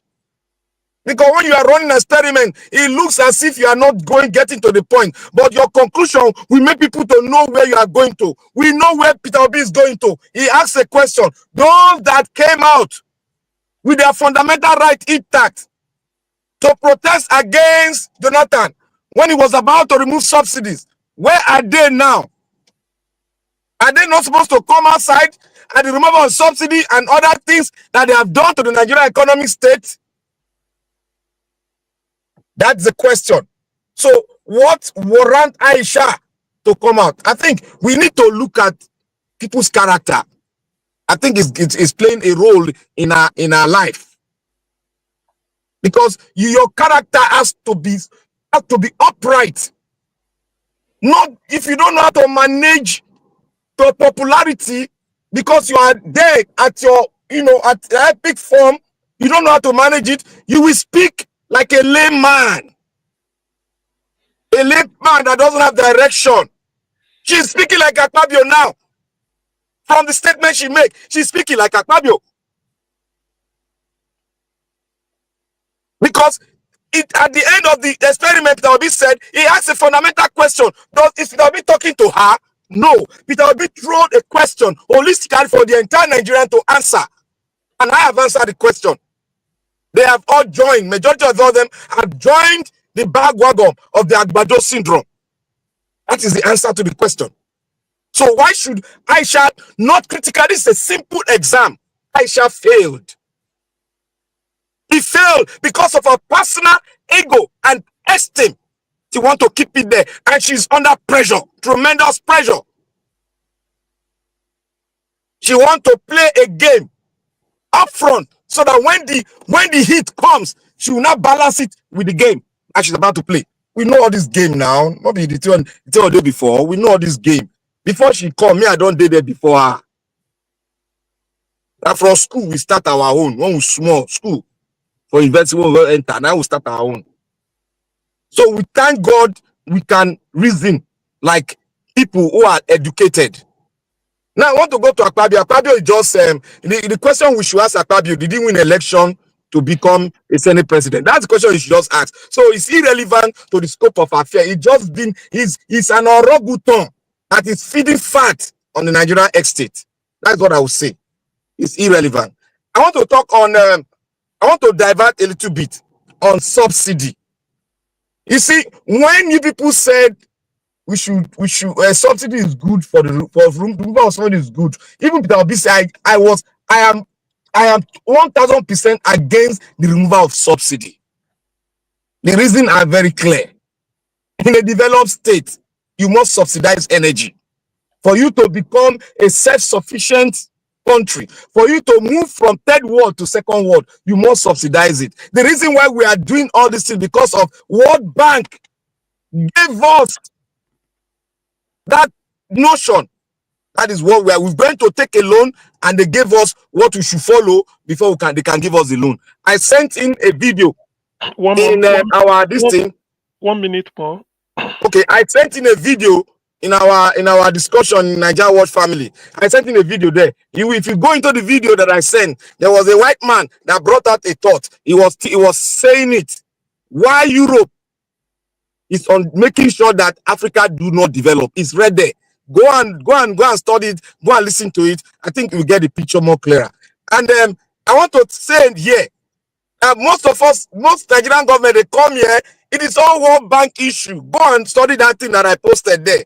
You see, in America, you see that Harvard University that you people are shouting, Harvard. Do you know how much America is using to subsidize Harvard? If you people can guess, $2 billion US every year. 2 billion every year. And let me just round this up, please. And you people will come out to say, oh, the Western world are not is not subsidizing education. Education is for the blah, blah, blah, blah, blah. America is subsidizing Harvard with $2 billion US every year. And that is how it goes to all black university in America. So I rest my case like this, that Burkina Faso is doing what we need to be doing. He has closed all his borders, and the Burkina Faso people are putting their money, to my surprise, they contributed money to build a factory that takes care of tomatoes puree. So Nigeria should close their border and let us do something to our economy. Thank you. Okay, thank you, Black Panther. Actually, talking of subsidy, in the Western world, they subsidize one thing or the other. For instance, in the UK, I was told in the supermarket that if government did not subsidize milk, bread, and egg, some families, will struggle to be buying it every week. So government subsidizes one thing or the other. If Nigeria own should be paid through, they should have handled it very well. That's what Peter B was saying. If you remove subsidy, tell us where you put the money. Use it. Maybe you say you put it in education to make it free. People will know, or one thing or the other. Bet you trust black people, man. So the next person. Yeah, it's me, isn't it? Okay, white pan. Okay, I don't know. Is it F. Emmanuel now? Is it? No, stay humble. Nah. I thought stay humble. Okay, you've not spoken. No, stay humble. No, Another person now, not the white pattern. Another person now. Yeah. Okay. I don't know. Okay, sorry, stay humble. So it should be your turn now. 8 minutes, if you don't mind. Thank you. Okay. Yeah, so I've had some of the submissions. Yeah, but I just quickly want to weigh in on the subsidy before I move to Aisha's case. And the thing is that if you look at it, well, fuel has never been subsidized really. You know, what we have is just a few people, you know, ganging up and budgeting this money and taking the money. You know, these things have never been subsidized. So what they say is subsidy is just money that they pay to themselves. So that's what Peter B said he will remove. You know, he will stop paying the criminals. That's just it. Fuel has never been subsidized, and nothing has ever been subsidized in Nigeria. In fact, what is keeping Nigeria is foreign remittances. Whatever Nigeria is generating, whatever income Nigeria is earning, is being taken, stolen, either by the criminal class or even being paid to them in form of salaries, allowances, emoluments, extra codes, what have you. So whatever we generate as a country, it's not even getting to the citizens at all.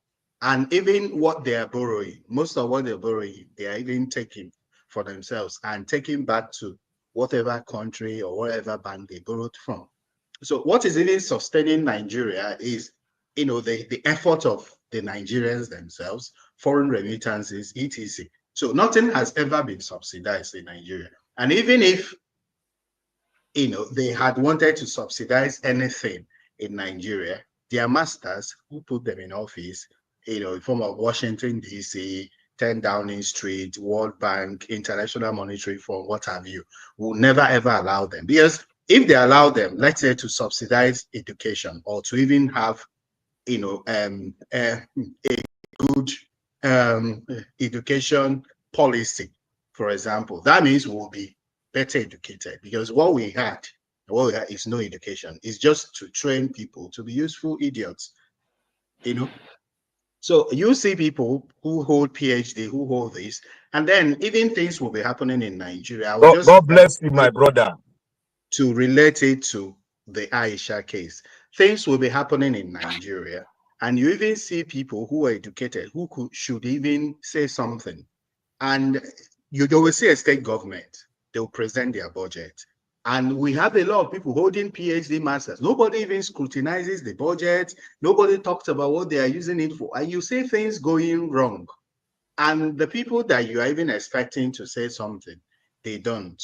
The last time I was in Nigeria, I was in one of the banks, you know, that I use. Yeah, so I was there, and there were no seats for people.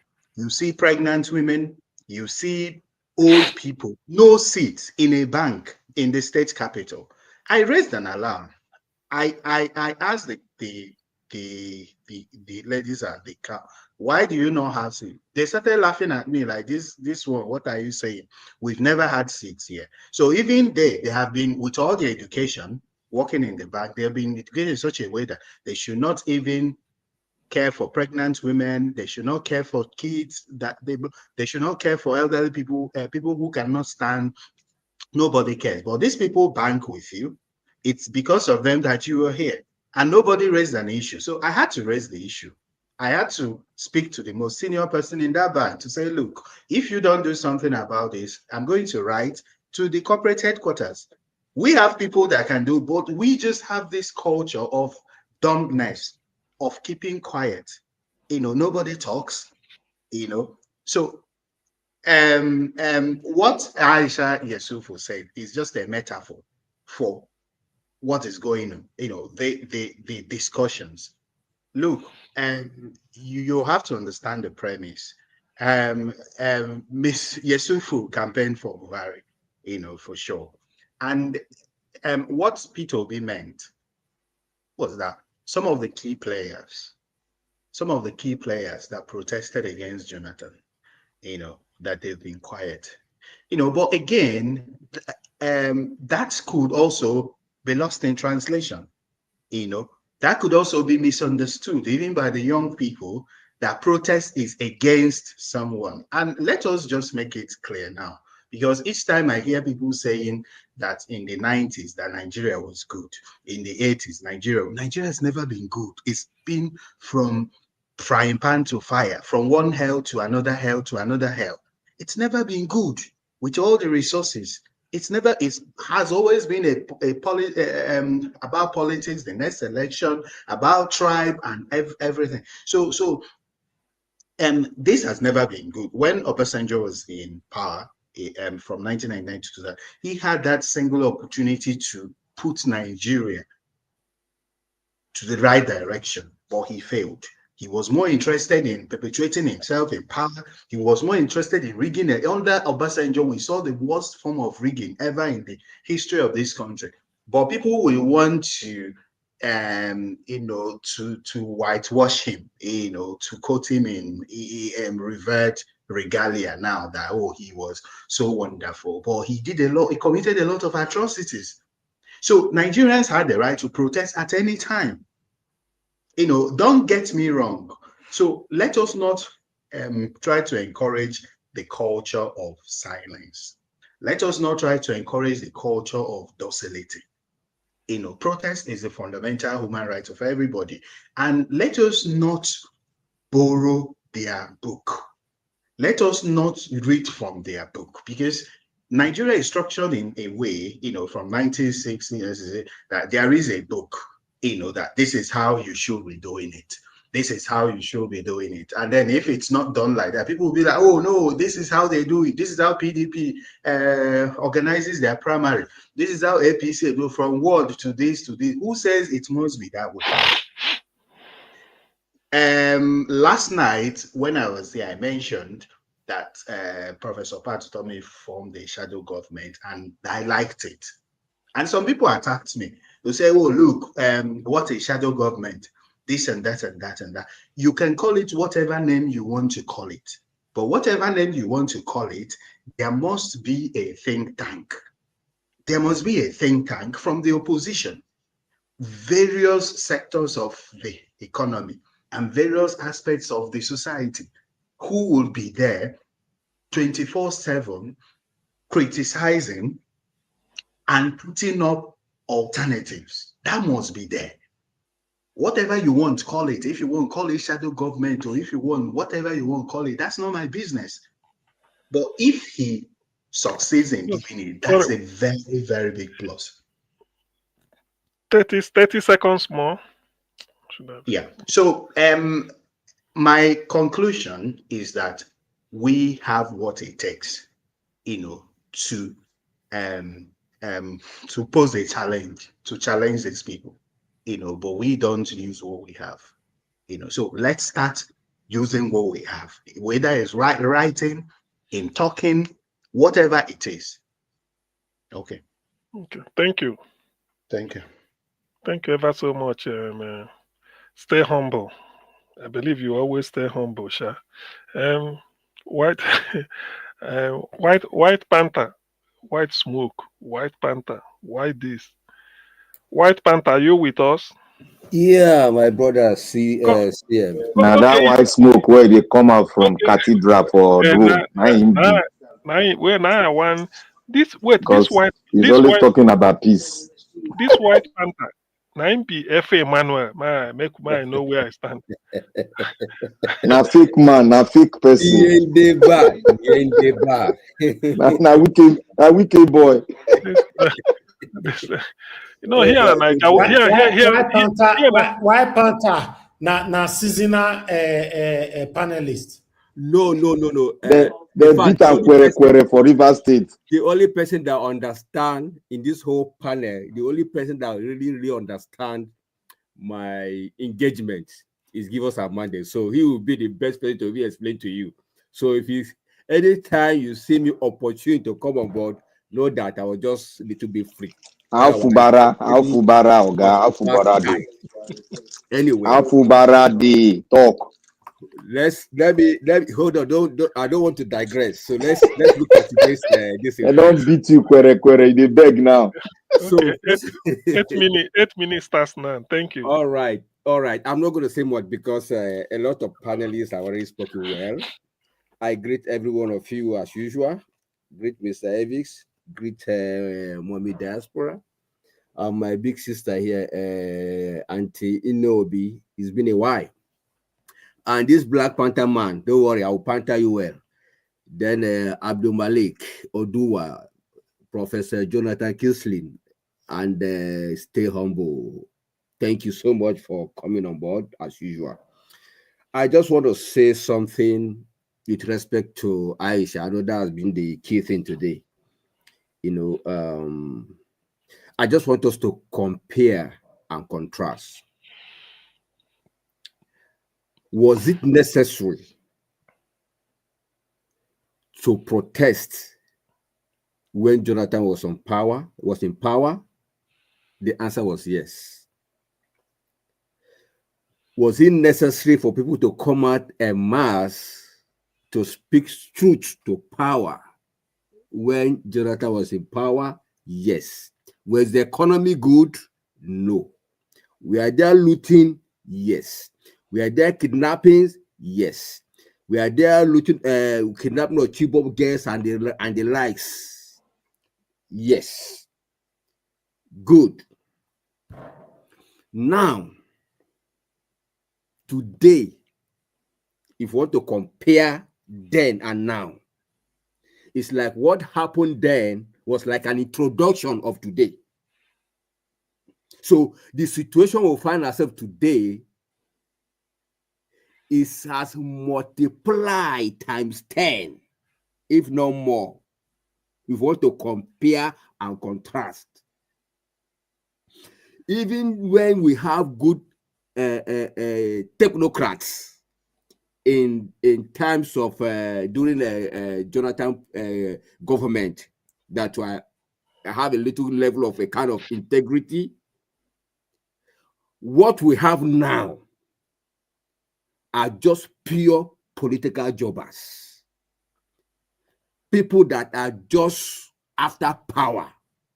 They're not after anything at all. They're not after governance. They're not after bringing about dividends of democracy at all. They just want to compare and contrast. Our economy then was even manageable. Yet we protested. How is it today?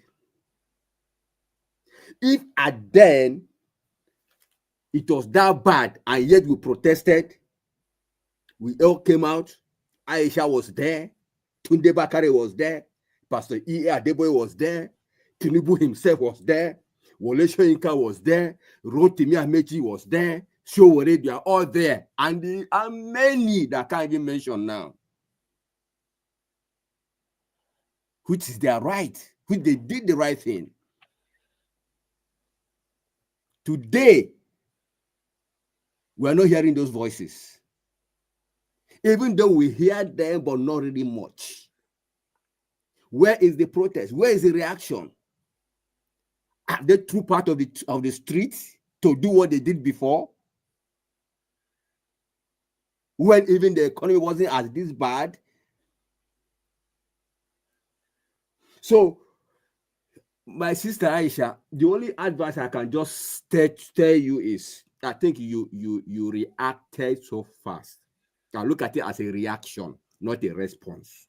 Because sometimes, like in Bible, in one part of Bible, I think James, in the book of James chapter 1, verse 19 or thereabout, if I'm correct, says, I think say, wherefore my beloved brethren, say, let every man be swift to hear, slow to speak, slow to wrath. So at this point in time, Aisha, you are so quick to speak. I remember you weren't only the one that protested at that time. You'd have just quickly calm down and process before you dish out what is your mind. For me, I look at it as you probably like a little kind of angry with what Mr. Peter Obi put out there. He's not talking to you directly. He's just making a kind of a general statement. If ABC happened, so period, because of ABC, and now the same thing has happened, even worse. Where are those people? So for me, you would have just quickly kept quiet and use your brain I say, yes, so this man has right to, I just keep quiet. I respect yourself without even saying a word. But because probably you just want to protect your, maybe yourself, or just want to, you know, or you're hungry, I don't know. But in any case, it's not necessary. There is time to talk. No matter what you hear, there is time to speak. So for me, you spoke in the wrong time. That's for you. The Akpabio matter with the what's it called? Obi. For me, that was wrong timing. The same thing, almost the same thing, like Aisha. Wrong timing. What gathered you people there was different thing, but you're bringing political matter into it. We should have put on his, where is your emotional intelligence? It's like you don't have it. He didn't think through things before you say something. That's why you mistakenly said the other day, I was sending mail to your, what's it called, prayers to your emails. The other day, people were protesting. You say, let them be protesting, let us be enjoying and be eating. That is lack of emotional intelligence. There are people that don't talk before they think. So for me, Akpabio, I don't know how he became a governor, how he became a senator, how he became a senate president. It's only Baba God that will know that one. But for me, this emotional intelligence, you got it 0. 30 seconds more, please. Okay. Then, for Charles Soludo, Professor Charles Soludo, for me, where he's, I don't know our politicians. The time they should talk, they won't talk. What they should do, they won't do. Where is your knowledge of scale of preference? If you go Anambra now, are there no hungry people? Is the economy not struggling? Are people not hungry? Did I say building a government house is not good? It's good, but it's just a want. It's not a need. What people need right now, if you want to put it on the scale of scale of preference as an economist, that building would have come there at this time.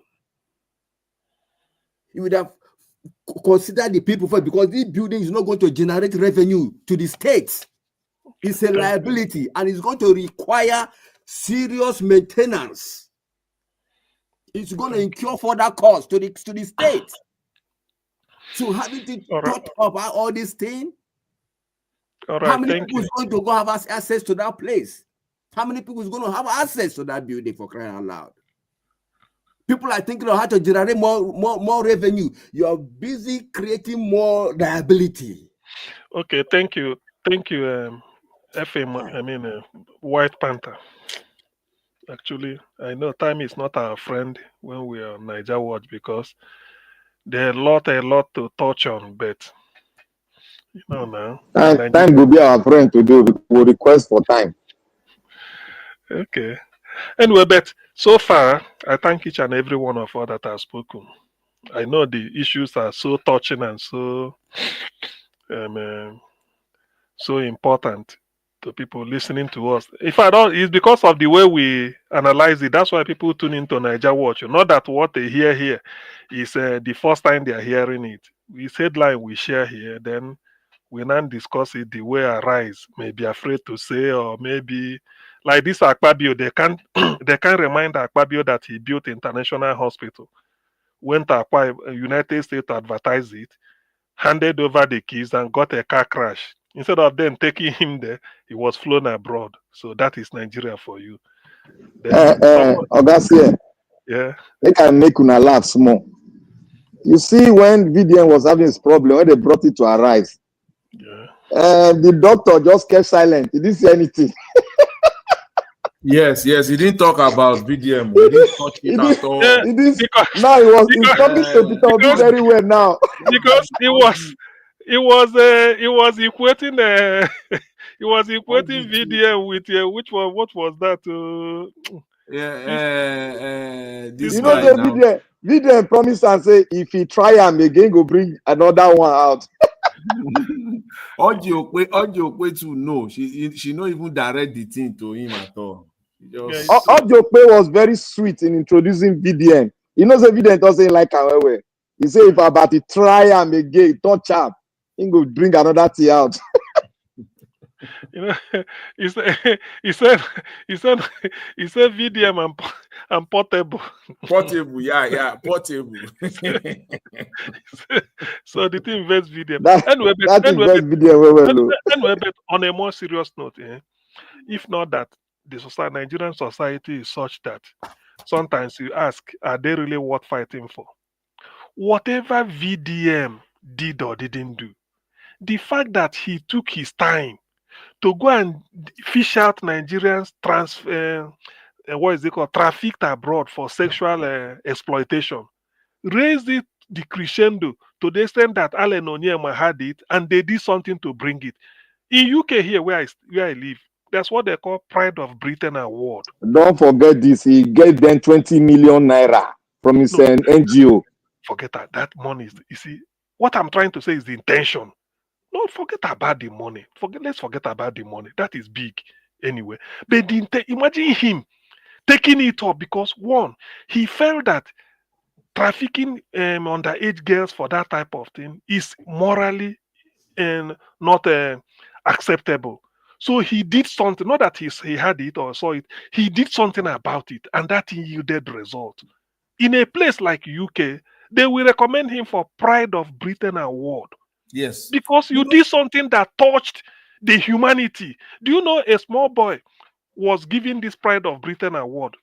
He was with his mother. The mother was sick. Probably the father went out to buy something. But the mother went into a fit, as if he's going to struggling with the life. The mother will soon die. This small boy, just maybe under 5 or something or 3, picked the phone and started putting 999. Hello. 999 is emergency. The person answered. He said, my mom is dying. My mom is dying. My mom is dying. They say, where are you? We know that. He was just crying. All of them, they rushed and they came there on the scene. It was just the woman struggling and the child. The husband just went to the next distance to buy something. But when the husband coming back, he saw the people, the police, everything, emergency packed. He was surprised.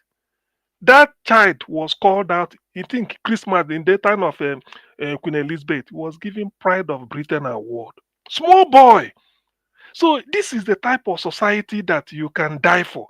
What VDM did deserves, if Nigeria has a pride of Nigeria, because he took it as a pride. Let me do something for humanity. Now look at the way they are ridiculing him. People like Abati, them sitting there in Arise. This is what they should have been preaching.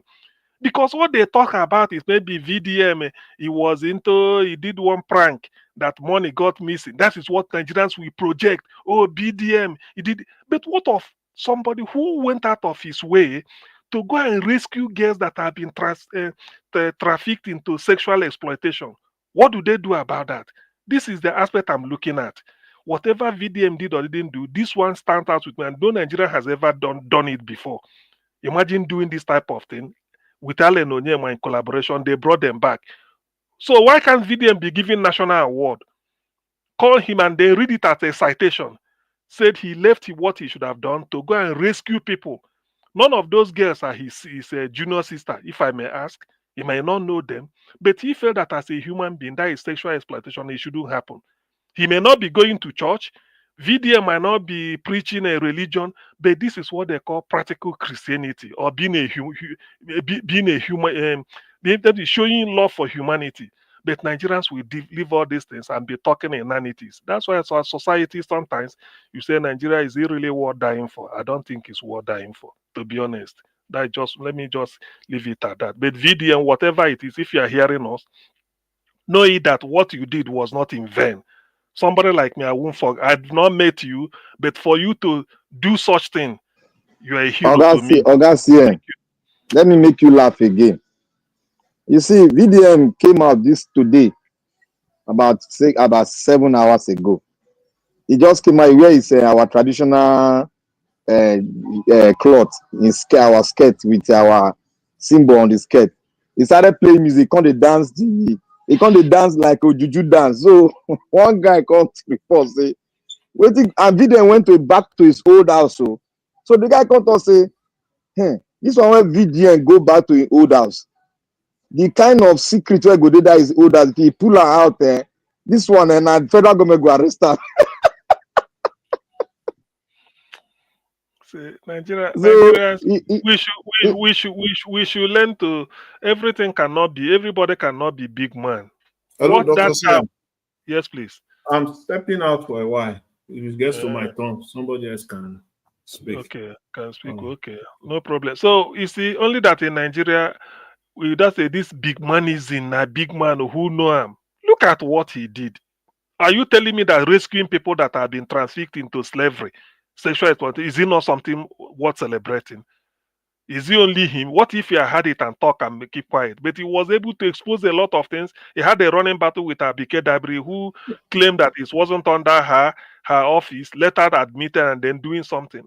This is what humanity is all about. Everything cannot be money. Dr. CM, why are you postulating something that you know that you are not in a country and you are postulating that it should be in do you have a country?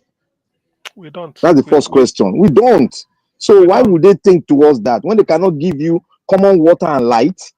Antonio along the comment. Yeah, VDM doesn't need the award, but sometimes award might just be to tell you that we had what you did. It might not just be because of award for them. I mean, you call the person and say, look, such a Nigeria. You see, this is how you build a society. It's not everything cannot be tar road, build bridge. Award is just like a recognition and encouragement. So that others go even say, so this kind of thing they happen. Because say this kind of thing they happen for my street now. Then tomorrow, because you report it. That's what he did. And it can change the mindset of the youth. Change their orientation. And the orientation, they say, look at VDM, he saw this and he said no.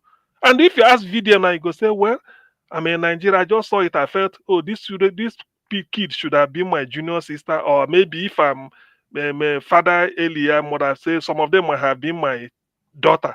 But why should we allow this? No, I felt I couldn't sleep. I said, no, I must do something. That's all.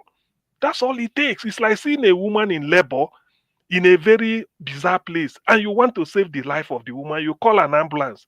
You are doing the right thing, because if you walk away, you never know what will result. So what he did, what VDM did, is what Nigerians should applaud him for, wherever. But now they will be looking for one thing. Oh, VDM, he didn't park a car very well the other day, or he rode. Nigeria is not worth dying for. That's just what I'm saying. It discourages people from doing. If you look at P2B, somebody will be telling you that a character like that. Have we ever had a leader who said, go and check my past? Just openly say it. Forget about whether we're going. Just come out and address a press conference. Say, go and research my past. If you find anything shady, blow it open. I will stop campaigning. Till today. And yet some people will still find something fault and be talking and be all these things. Nigeria is not worth dying for, Jare. That's why good people don't come out to contest in Nigerian politics. Now, criminals, they come out. Look at Akpabio. He did not buy form, which means he's not interested. Yet, he ended up not being a senator, but being the Senate president. And yet, he's there postulating, genuflating, talking as if he's the Alpha and the Omega. Nigeria is not really worth dying for, to be honest. And people will keep quiet. Why if people should carry placard, Pabio should get out of the Senate. Why? He didn't buy form. And the INEC allowed it. Mr. Dr. CM, you see, that is why Obi brought a word that this is the time to change the criminality. Yes. Obi was speaking indirectly to us, all of us, that it is time for us to claim a country back and decide on how to run the country and decide on the constitution, everything. We're talking about totality, because when you form a country on a platform of lie like the constitution, then it's criminal. It's criminal. So you have to dismantle it and change it and have a new state. That's what Obi was telling all of us.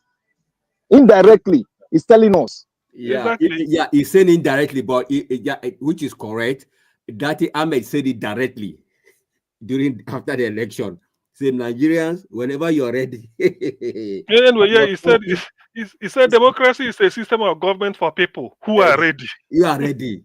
So he said it directly to By the all people Nigerians who are ready, and for the people who are ready. That who are ready now, and I love the thing. You see, Even the elite, they've not gotten that message. They don't know that, they are confused. But we that are wise know what the message really means.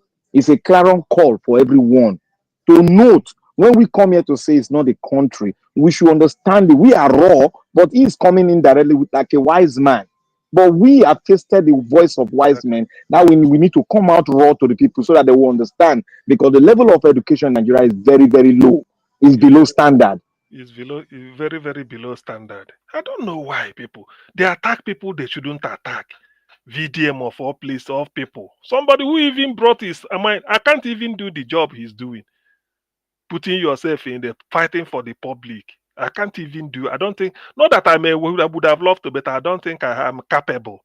Let me just like I'm not capable because something that somebody I can be able to do. I follow the person and then take that. VDM is even trying left his private life to go and be talking about trafficked girls.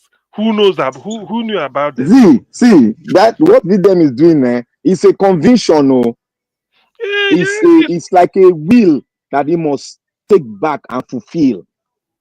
Because you see, you don't know where he gets his money from. He gets his money from the right source. People are giving him money. People are donating to his cause. So what he's doing is not. He don't have his own life anymore. The life is now public.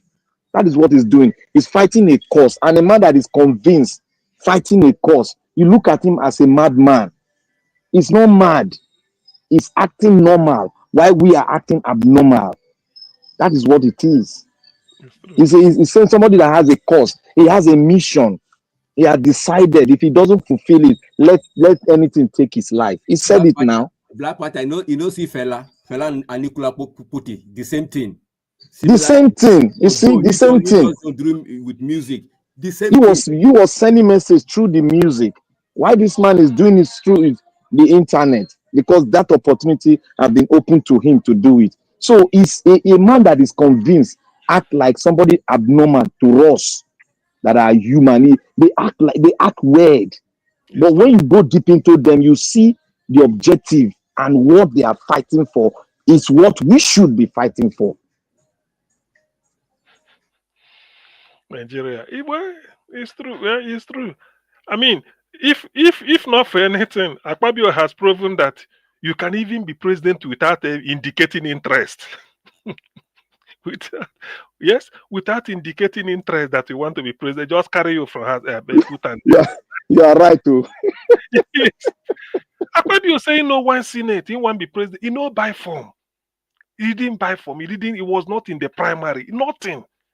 They just go hoist and put and there, and everybody we just pretend like say something good.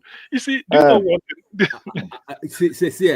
CM, I beg. Are we saying that just what you just said about Akpabio? He didn't buy form. He was in the presidential ballot together with Tinubu, Wike, Atiku, and the likes, right? He didn't buy form for Senate too, but now he's the Senate president. But such a glaring kind of corruption. Such an open kind of corruption that even a baby in the womb is aware. Yet EFCC, the security agency, could not go for him. Could not go and harass him. Could not go and catch him and hold him responsible. How did he get here? Everybody kept quiet. You see, yesterday, and Dr. CM, I said one thing yesterday, which I believe we should all go and start digging, because I'm trying to figure it out myself and trying to bring out a system. We should start talking on the kind of system of government that we can promulgate for our country, inculcating the ethnic groups and the traditional leader. What role will they play that is in the constitution? Because we cannot put them as elders sitting down there eating money and going around the whole place. We have to be acting, and we have to try and start talking about it, because Me, I'm not in support of the election. That is why I said the Republic is gone, is dead. So we still start promulgating what constitution will look like and draw up a system. See, yes, sir. In those days, traditional rulers used to come. That is like, it's sacred to the point that for you to emerge as a traditional ruler, a lot of things are involved. But today, the kind of traditional ruler we are having right now are the ones. No. What I'm trying to say, White Panther, is that we should try as much as possible be digressing to the kind of constitution we want to see. We should start bringing it out, start saying it, the system of government that will suit us as Africans. We can borrow something and turn it and make everything our own. That is what I'm trying to say, because it is earlier that we start doing it than when we now come to the round table, when we start speaking, like what this senator, that lady senator from Abuja said, we are not talking, we are just talking blah, blah, blah. We are not bringing anything to the round table. So we should, as an intellectual, we should start doing things ahead of even the revisiting of the electoral law, and because this constitution cannot take us anywhere. It's the cause of our problem. Yeah, it's the cause. It's true. The constitution, well, should have been a reflection of the will of the people based on their representatives that we make it up. But we know we haven't got a constitution. So whatever we are saying is like, what are we like, what we make up, what will be contained in that constitution. You see, one thing I want for whatever it is, I know there are a lot of things, but I'm particular about remuneration of public officers. That's one. The constitution should specify that maybe a legislator cannot earn more than a secondary school principal. You can't. You be on the same level, so that if you want to go, you don't go because of all these stupendous allowance and no allowance, nothing. In fact, they just stripe the thing down that this is what it is. So you only go in there because you want to, not because of you are enticed by whatever you can. It should be made non-attractive completely. That's what. So that if you, it's like here, Nigeria Watch doesn't pay anybody to come here. So you are coming because you want to. I say, if to say they pay us, people go bulldoze each other and tell lies against the double cross, double deal to take everything, or even appear in 3 different places to answer one name. So the thing is, the Republic, because in the Western world, you see, when they hear somebody is your member of parliament representing you, ask for his salary, you find out that the person who owns a garage or who is running a mechanic garage, there, some of the apprentices are earning the same thing. It's not different. You say, what? He said, yeah, that's how much he's paid. He's the counselor, or he's this for our area. What is the salary? They mention it. You find out that somebody teaching A-level students in one school is earning almost the same thing. So you now find out that, or even more massive. or even more, yes, or even more. You see that you now start to wonder. You say, but you say, yeah. Says, some will even tell you, what do they do? Is it not to go there and drink tea? This. Despite the fact that you, with a secondary school certificate, you are doing a mechanic work. This is how much you earn because of your skill. Him, I must have gone to Oxford and came out, read 1 degree. He's there. But they tell you, say no. And the society works. You don't lord it over anybody. So our remuneration system should be scrapped entirely. We should have a reference point whereby if you're a senator, if at all we retain them, your salary cannot be more than maybe a secondary school principal. If you don't like, you get out. If you don't like, what I think is that even if you reduce their salary and they still go there to play about, we'll still get the same result. Yeah, I wouldn't mind if we have a country where the people are able to choose the leaders that are there. Yeah, I wouldn't mind the legislative members being rewarded very well. You understand? Provided they perform their roles excellently. You understand? But if we continue doing patch, the most important thing is that before we implement each and every of those nice things that we're talking about, the people must take political power. And people taking political power is not about the coalition. And that's why I'm not very comfortable about all this noise, coalition there. I think that the best coalition is the coalition of the people, a lot of interest, groups. And there are many groups in Nigeria of the people. Because if, for example, you have people like El-Rufai, people like Atiku Abubakar, etc., coming together, the emirs, to say, oh, look, P2B, you are going to be the one chosen. You will do one term. They will give him terms and conditions.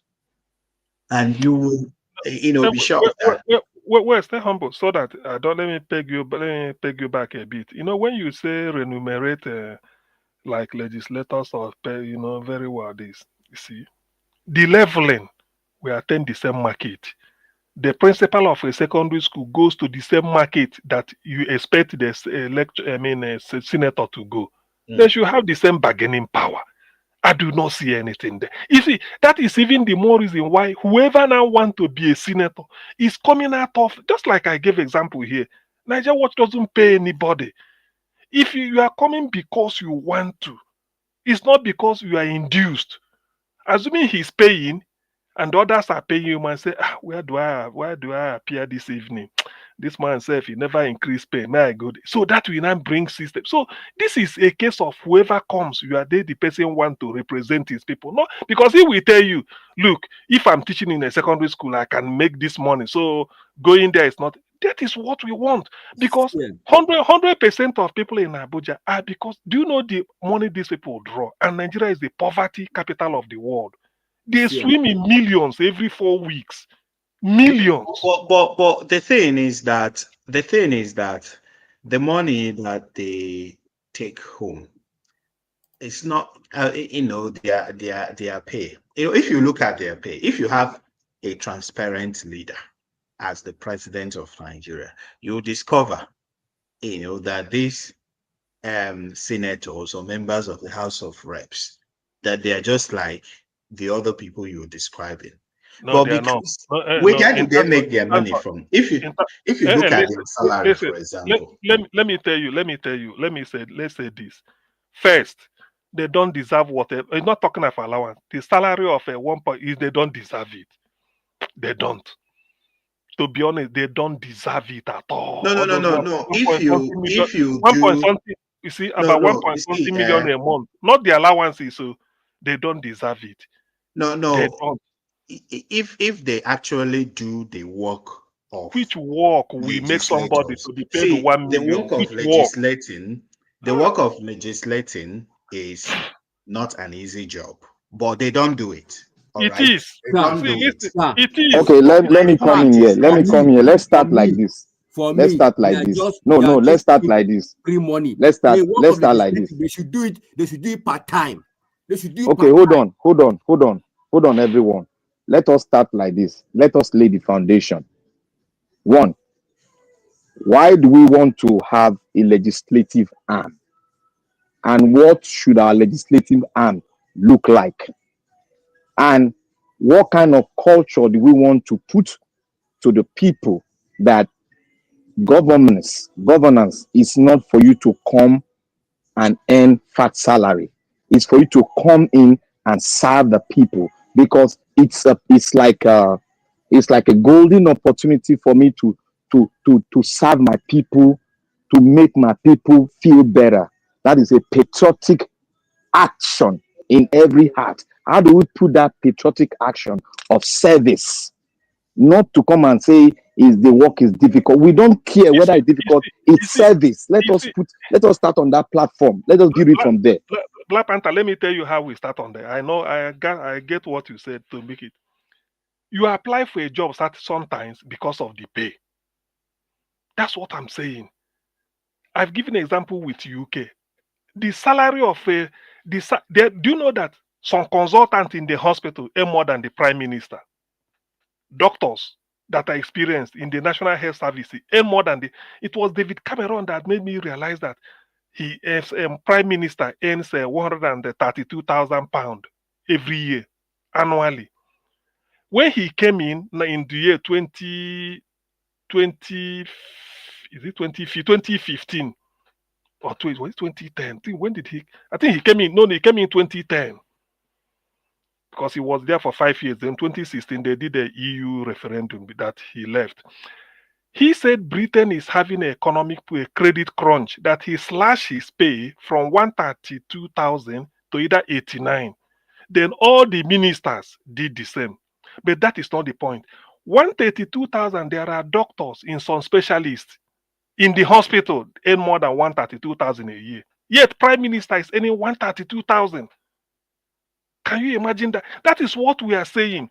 So Black Panther, to make it this thing, what we are saying, yes, to induce this, we want to make it that it is not compulsory you will be a senator. You can say, look, why should I even go and be earning this money when I know as a graduate, I can set up a teaching some people A-level, preparing them for JAMB.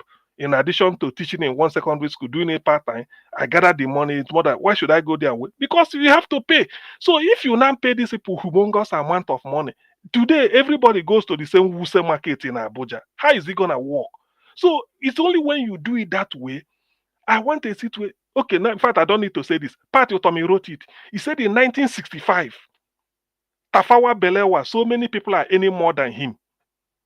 Pat, I think I'll look for the article. Pat Otomi said, at independence, Tafawa Balewa prime minister, there are people earning more than him in different private public sector, certain jobs. They earn more than prime. Yes, I've seen it. I've seen it. I read the article. But it was also during the time of Tafawa Balewa, the level of corruption under Tafawa No. But corruption, because of what triggered it then people might say this. But what I'm trying to say is that let us structure the way that if you want to be a member of House of Reps, you find out that this is your basic pay.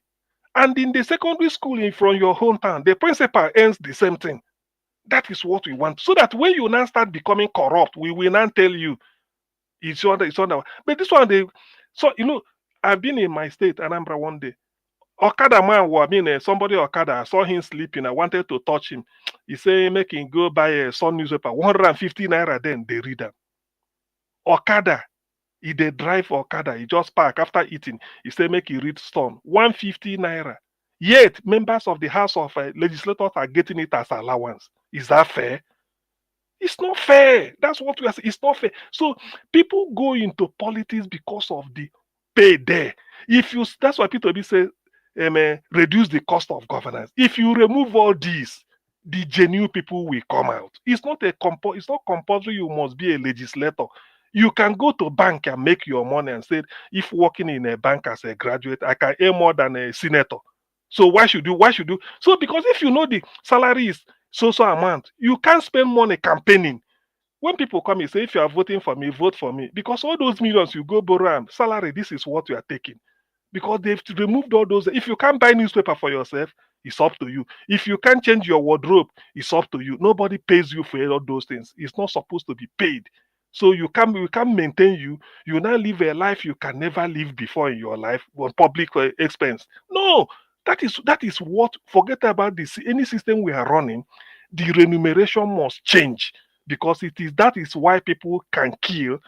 Go and buy 100 million naira form because you know that when he goes there, I mean, no party can sell a form now for 5 million. When you spend 5 million in a month, you are not even getting up to more than 500,000 naira salary. So what type of stupidity is that? So that is the risk. That is where we start. And the moment we introduce this type of thing, you find out that a lot of people will find the way. Some people won't even tell you, say, no, politics is not for me. Because you make better money somewhere. So why go to public office? They won't even pay you much, and that is the pay. So you now be struggling to see who are those that are willing to say, let me even do the job. Or like somebody suggested, we make it part-time. When it is time, you come and have your sitting allowance of maybe 25% of what you should have been paid. If you don't want to, it's not compulsory. There must be genuine people that will come out and do it. People know that as a priest, in the Catholic Church, you are not permitted to marry. You know it. You are not going to have a family, your son, your daughter. Forget about 1 or 2 people or 3 may say they are doing the, but this is the law. So you know all these things clear before you enter into you took the celibacy oath. Okay. So that's what I'm saying. Which you say Nigerian police are getting high salary, but they are high remuneration, but they are the most corrupt. I do not agree with Okay. you. Nigeria Watch. I mean, Dr. Sien, yeah. I want to start like this. Now, I want to start with the parliament. What laws do we have to make a law that we take them, box them very well in terms of how do you vote in the parliament? What are the powers of the head of the parliament? So we need, because those are the things we first of all have to deliberate on. Because the face of the face of the kind of politics we want to do is a politics of service. We should note that. It should be in our mind, politics of service. And when you say politics of service, politics is not a business. It's not a job. It's not a profession. It's service to your father's land. You have something to give. It's like somebody who is creative. I have something to create so that it will ease the life of my people. That is the picture of a parliament. That is picture of the politics I want to see. And I want us to use that platform to now build up. And Somebody on the chat, on the comment section, Antonio Ola said, the state should be paying their salary. I agree.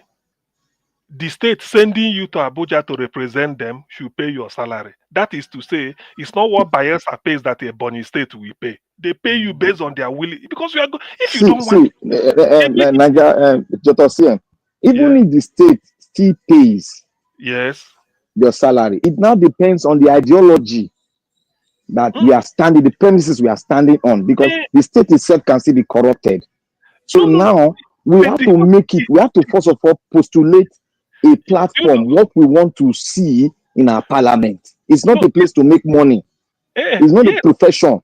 This is already this idea Ola said now, although I had it before, you saw from one Dr. Fakbo Unda who is projecting I think they will have a meeting or what a conference in ending of this month, 28 and 29, want to present his restructured formula. You see, do you know why? Let me just take my state Anambra in those days when P2B was governor and this is bringing the cost of governance down. You, the senator or person going to represent Anambra, P2B will know that this is how much you are paid, and it's not, and he won't exceed it. So this is how much you'll be paid. You know it. What you are saying is that the whole 36 states cannot be corrupt at the center. Some governors will. It doesn't mean what Kataraba pays is different from what Edo will pay. You pay according to if you want to. If you don't Dr. CM, corruption is infectious. Corruption is a virus, and it's transmitted from one host to the other. So that is why I'm saying that you need to divert. You need to have a platform that you will see that what we are basing our political strength on is that everybody will go in there is a service. First of all, if you don't make it a service and you make it about, oh, this one will pay this, one will pay this, you will not be able to really actualize the kind of payment facility you are going to put in place. Now, if we want to make it a service, how do we pay them is the second stage. Yeah, how do we pay them is that every state pay what we are capable of. That's all. The corruption is infectious. That's what I'm saying. See, the people in the north will say, let me tell you what is going to come up.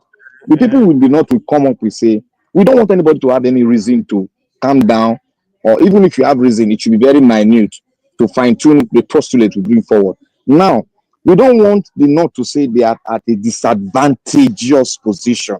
No. Because that's the way they come. They will verbally come like that. What I want us to do is like this. Let us make it on allowance basis, and government will subsidize their transportation and their housing. But let it by be building a house for them. Yeah, whatever. Then they will be based on allowance basis. But every according state, to when they come, how many hours you stay, you go. So it will be hourly. But every state do it accordingly as you can afford. Do you know why I'm saying this, Black Panther? So that when they go to Abuja, you don't gang up and hold federal government to pay you. Now your state bring you here. If they want to pay you, they pay you any amount. Okay, let's put it this way. When we are doing you service, you know, some state, federal government pays the normal, this NYAC. The state where they send you can decide to give you some allowance, isn't it? If they want to. Depend. The whole state don't pay the same thing in the whole country. That is what I mean. So what I think, is that the problems of Nigeria cannot really be taken in isolation. You understand? Because if we get it right, then other things will follow, just like that. And then we can't really achieve that constitutional change, that wholesale constitutional change, if there is no referendum. Some years ago, some people made mockery of some people, some section of the country on social media. So I say referendum and all those things. And they thought it was just a joke. See, for Nigeria to move forward, really, there has to be a referendum.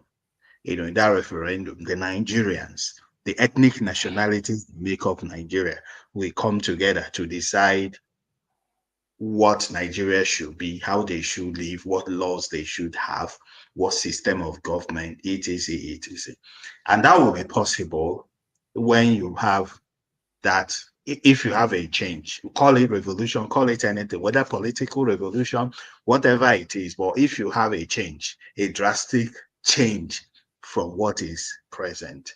So, my brother, do you know why I won't go with that, your referendum for now? See, the position which the country is now, if you want it to break, it will break easily. Now, before we go to that, we can put referendum in the constitution, where the power of the president, there are some certain powers that need to go through a referendum. Like the president does not have the power to change the national anthem. The president does not have the power to divert the resources of the oil, the common resources of the nation, into another thing without not going into subjected to a referendum. There are certain powers that need to be on it. And the referendum which finally says that if we have existed within so certain years, we can come to a referendum. Can we still go? Because if you put referendum ahead of us now, the country will break.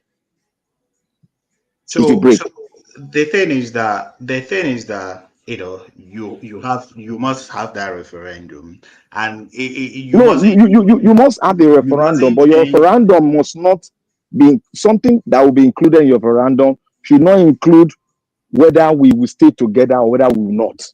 You see, Jonathan, that will be after the constitution might have been promulgated. My earlier submission, when I said that Nigeria had always been bad, all the leaders had the opportunity to take Nigeria to that shift Nigeria to that direction of progress. Jonathan had the opportunity to organize a referendum, whatever you call it, be it a constitutional conference or whatever you call it, is a referendum. He had the opportunity to organize that referendum. But because he was looking for a second term, he did not do it properly. So where all the ethnic nationalities will come, you don't need to go to submit anything to Akpabio to say, okay, put it in the constitution that this is. It's when Nigerians will say, look, this is what we have to do, because we have to do it. We must have to do it. Some point to come together to say, because the education that the British gave you and I, that education that will make us useful idiots, as David Hunde will always say, is to believe that this is what it has been. That is what it will be. No. But stay humble. That referendum is a breakup. No. Even before Cameroon, some parts of Cameroon joined Nigeria. The part where Atiku is from and the rest of it, there was a referendum. So my brother, we understand you. A referendum, my brother, stay humble. A referendum is a call for a breakup. Stay humble. Even in Burkina Faso, what I advocate is that Ibrahim Traore calls for a referendum. And stay humble. Because you hear what me? you're operating is what the white man gave you, and it will never work. Stay humble. Can you hear me? Can everybody hear me? Okay, Yes, stay humble. You see, you are still following the tenets of the Western world. You are still following their tenets. You know, let us do a referendum. Is this it? Will lead us to this? You are still following this. We are talking about let us use our African ideal to postulate now. Let us. You talk about the education of the Western world. Yes, you said let us put it. Even your referendum, you are saying we should do first. It's still a Western postulate. Now I am reversing it. Let's not go according to their law. Let us put it into the constitution. Let us postulate a way forward and carve out was a not what I constitution. Because if you go that route, let us not be stiff. Let us be critical in our analysis. If you go that route, to you and I, the country will break. But in order to avoid it, let us try this process. We've had so many processes. Let us try the first. Let us have two processes. Try the first and the second, so that we have a strong block. Because everything is a matter of having a strong block. If one block said he's not agreeing with it, then we cannot throw the issue of a referendum back to the second position, whereby we say, okay, you don't agree, let us throw it forward. Let us vote. Because if you put it forward, you might have a scattered house. To avoid that, let us do the needful and go the reversible. Let us do the reversible action. Let us go the back way. So what I said wasn't that we'll do a referendum first. If you have been listening to me, my contributions here, I've always advocated for the diaspora Nigerians to form a strong political movement that will upstage the establishment. And then get into there. Then the problem of Nigeria, you cannot take it in isolation. When you get in there, start doing things right, then for you to solve all those issues, you must bring Nigerians, whatever name you like, call it. If you are not comfortable with the word referendum, just remove it and use your own word. But Nigerians will need to come together when we have that leader who is set to do things the right way. No, I am comfortable with the issue of referendum. You don't get me. I'm comfortable with it. But I want us to do the reverse case. Because we are going to the ethics of the books of the white man now. If we come first with the referendum, and we all know that if we come first with the referendum, we have to impute into it, do we want this to be a formidable nation? It must be there. People must vote on that. People must vote on that first before you now come for the constitution. That is what I'm saying. But I want us to come the other way around. Then we'll now fuse the constitution in it. Then now go on a referendum. And now that referendum will be, how long will this republic stay for us to say if we can make it stronger? After 10 years, after 50 years, after 20 years, after 100 years. It depends on what we do. Oh, no. A referendum is not about the breaking. You see, if we want... No, it's not about the breaking. You must put in it. Look, and the bureaucracy on referendum is very clear. I know the bureaucracy on it. You must put in that referendum that do we want a formidable republic? It must be there. People must vote on it. It's a line of things people must vote on. So you must put that into it, because that is the heart of the people.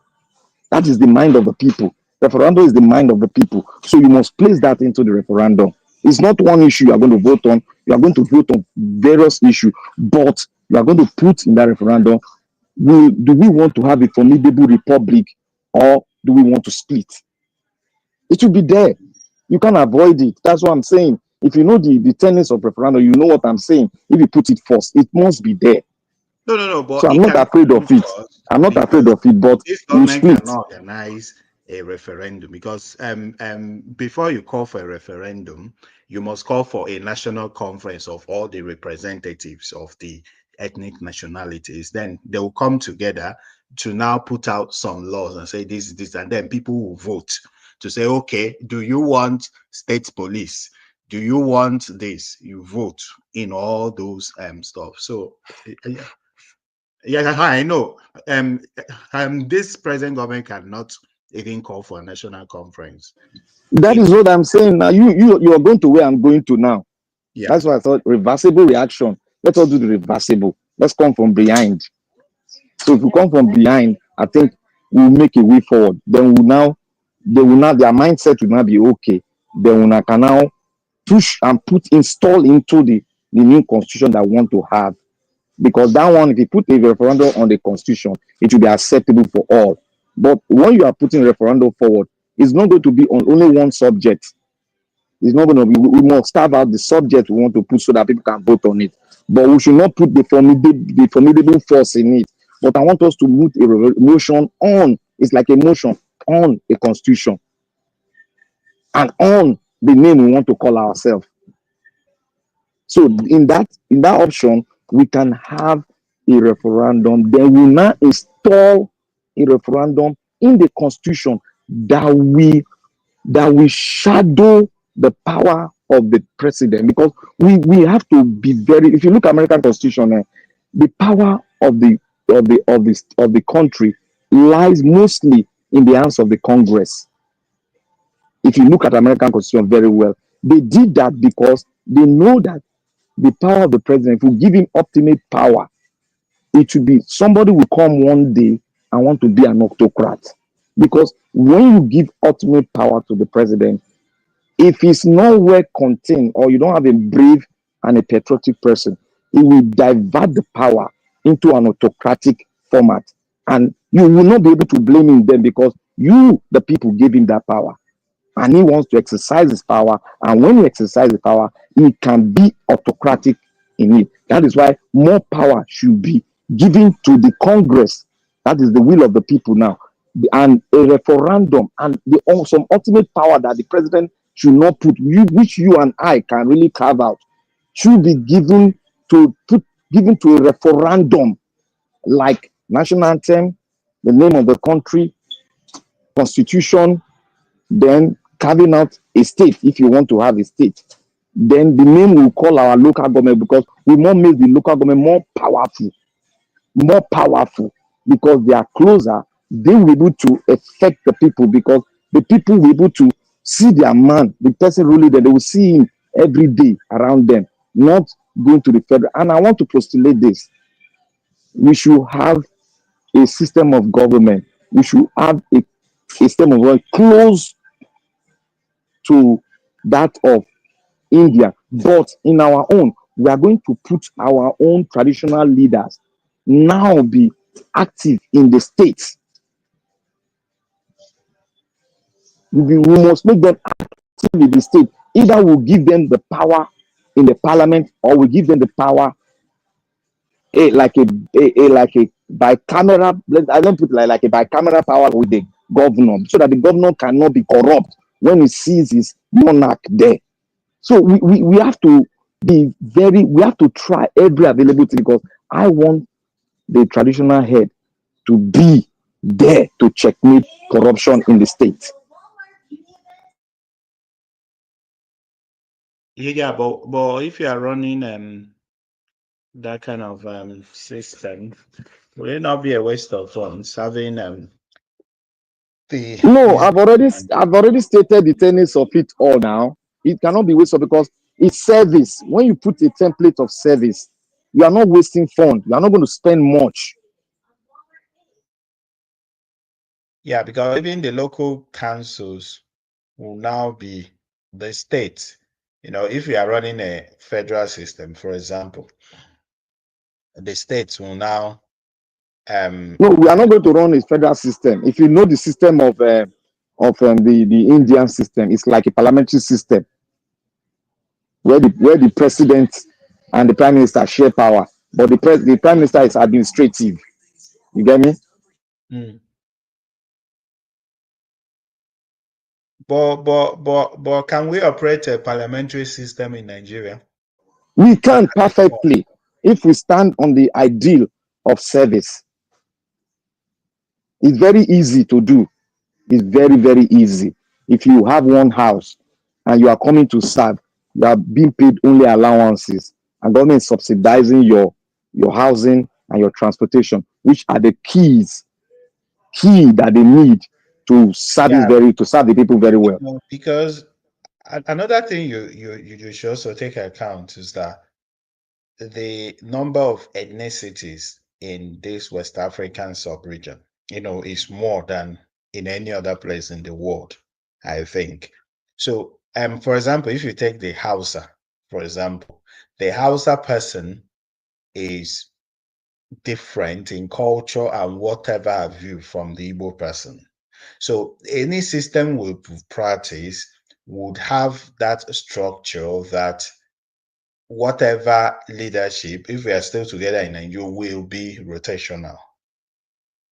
A parliamentary system will not guarantee that, because in a parliamentary system, the party with the highest, See, my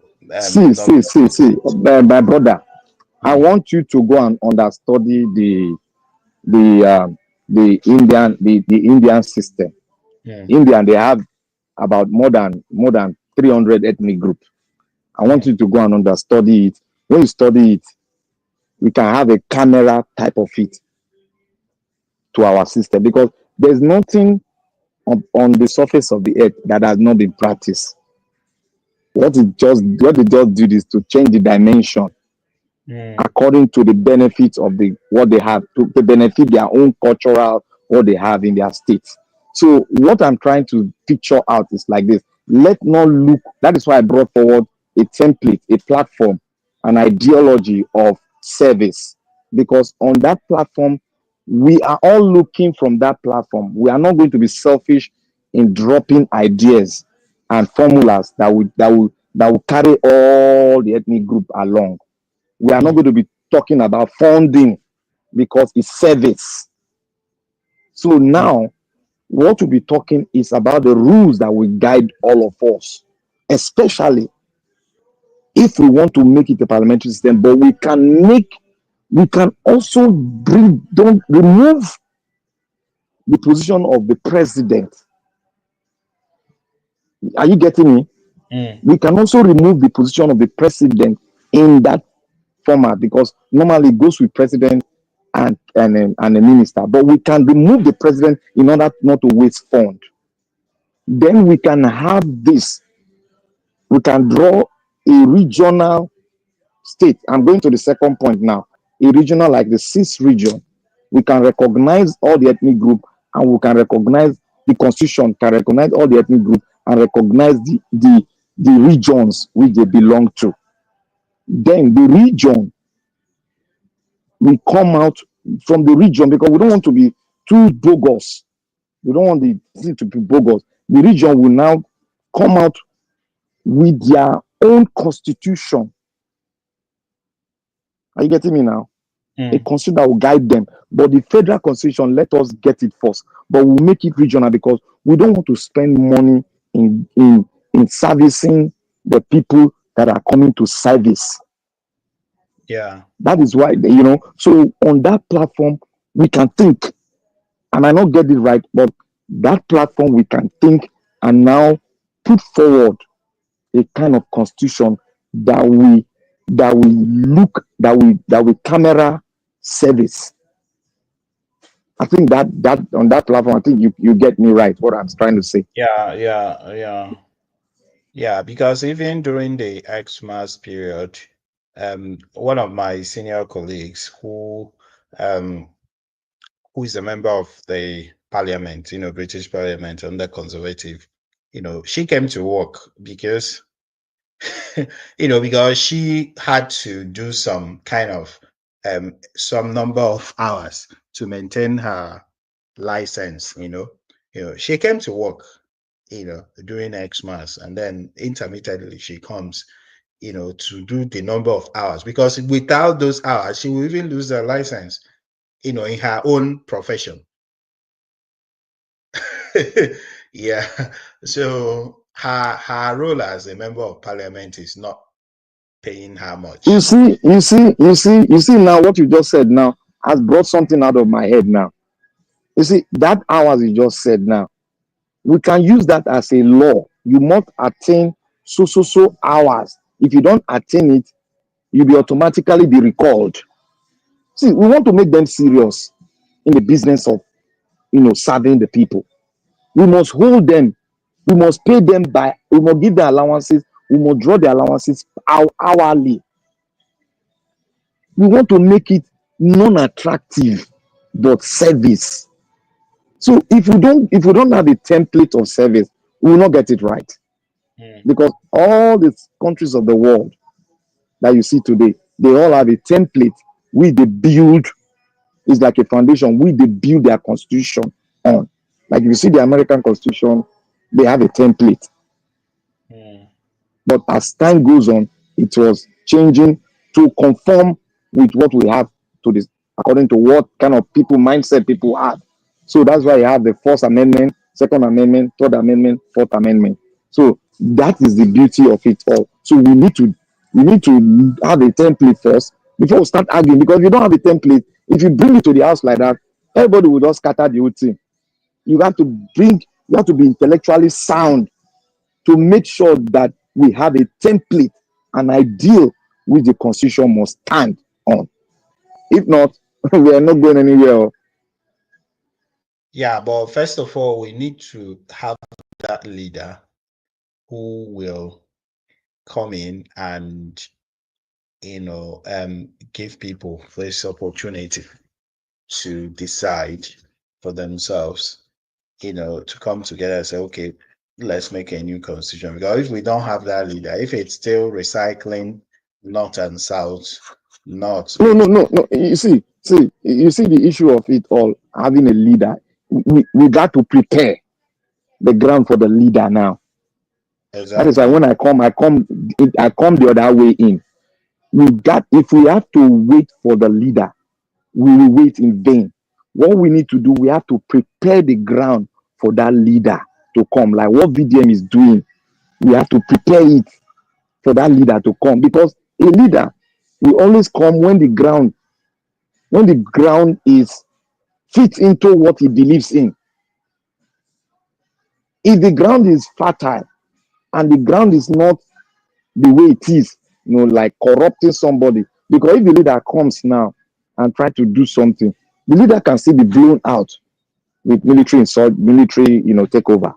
So in order to avoid it, let's prepare the ground. Like what they are going to, the conference they are going to do, a man is coming forward to bring a template of the kind of system that he feels.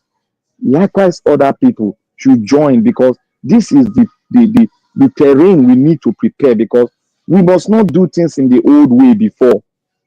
Where we do them, that, we need a leader that will come. No leader will come and tell you what to do.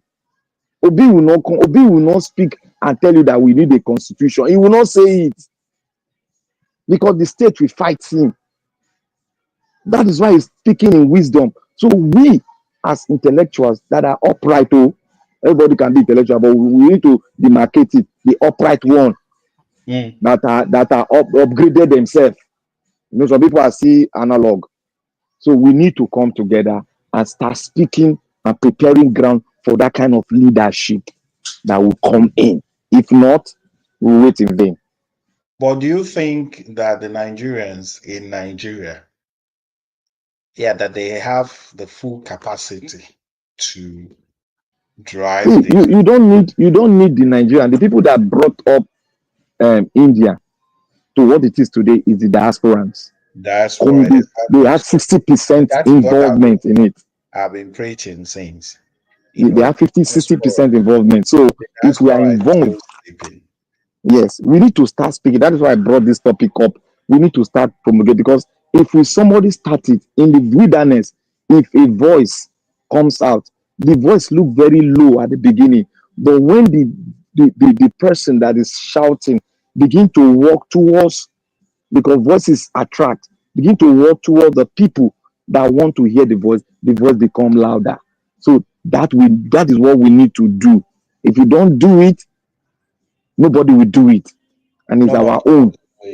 And it pains me when I hear people saying we call on the US to intervene. We call on I'll be like, these people, do they even understand what's going on?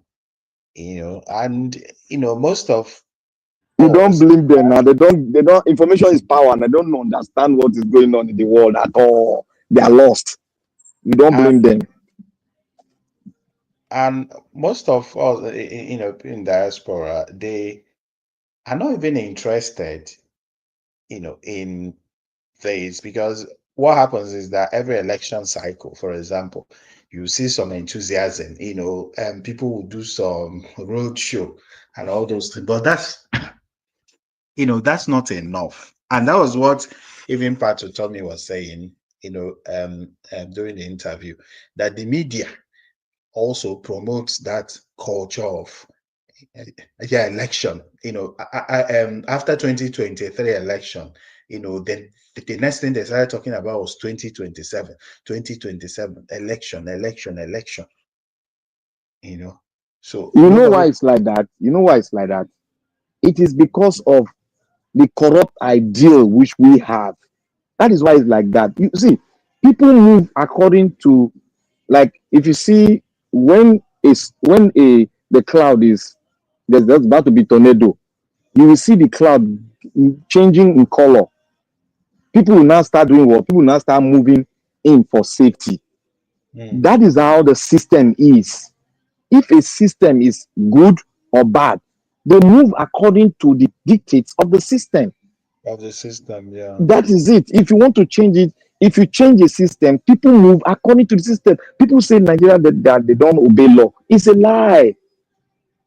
We obey law. It's just that the system we have is not strong enough to fight against or correct people when they are doing things in excess against the law.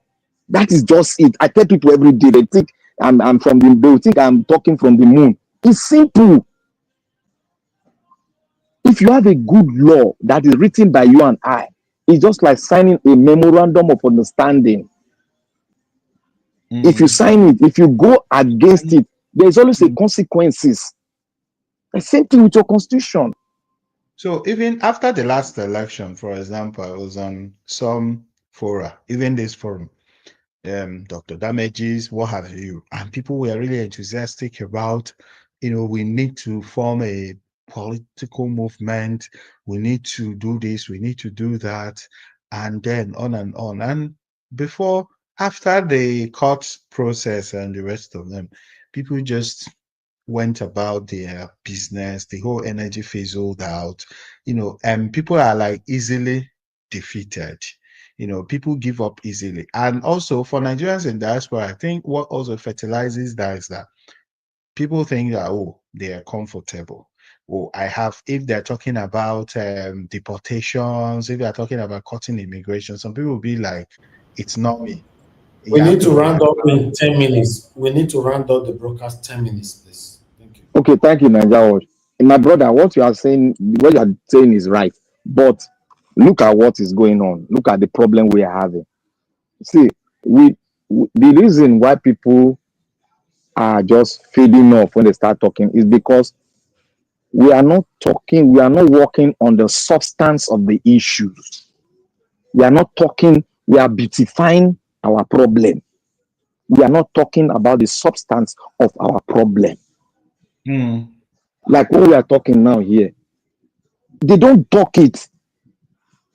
This is the problem. They don't talk it. They talk according to how the politicians bring their topic. That's how. See, exactly. Nigerians should start thinking in an AI level. We are in a different world now. We should think ahead and start bringing topics that will develop us and change the facet of our economy and our culture. That is it. If we don't dig into it, we start talking about, the Lagbaja steal money. We are just dancing macabre dance. We will not get solution to it.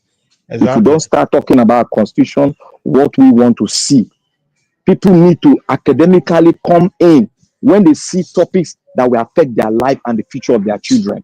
Simple. Yeah, the politicians still dictate the topics and discussions and narratives. Like yesterday, wasn't it yesterday? All the major media organizations were saying that Julius Abure had been recognized, and they used the same headline. So there is somebody somewhere that gives these guys talk about. Sometimes when people say that they don't believe anything till they see it in Punch or Vanguard or whatever, I laugh, because those people are just, they'll just brainwash you, just misinform you as well. And so Anyway, sorry, stay humble. Sorry to interject you or interrupt you. I know we'll soon be shutting down. I only want to use 1 minute to thank Niger Watch for the opportunity. Let it not be as if we just come here, we use the facility and then not appreciating. So I thank you, Niger Watch, for the opportunity. Thank you. Always Thank you. you always give us to once in a while. You come here and unbundle our minds. But whether they do what we recommend is up to them.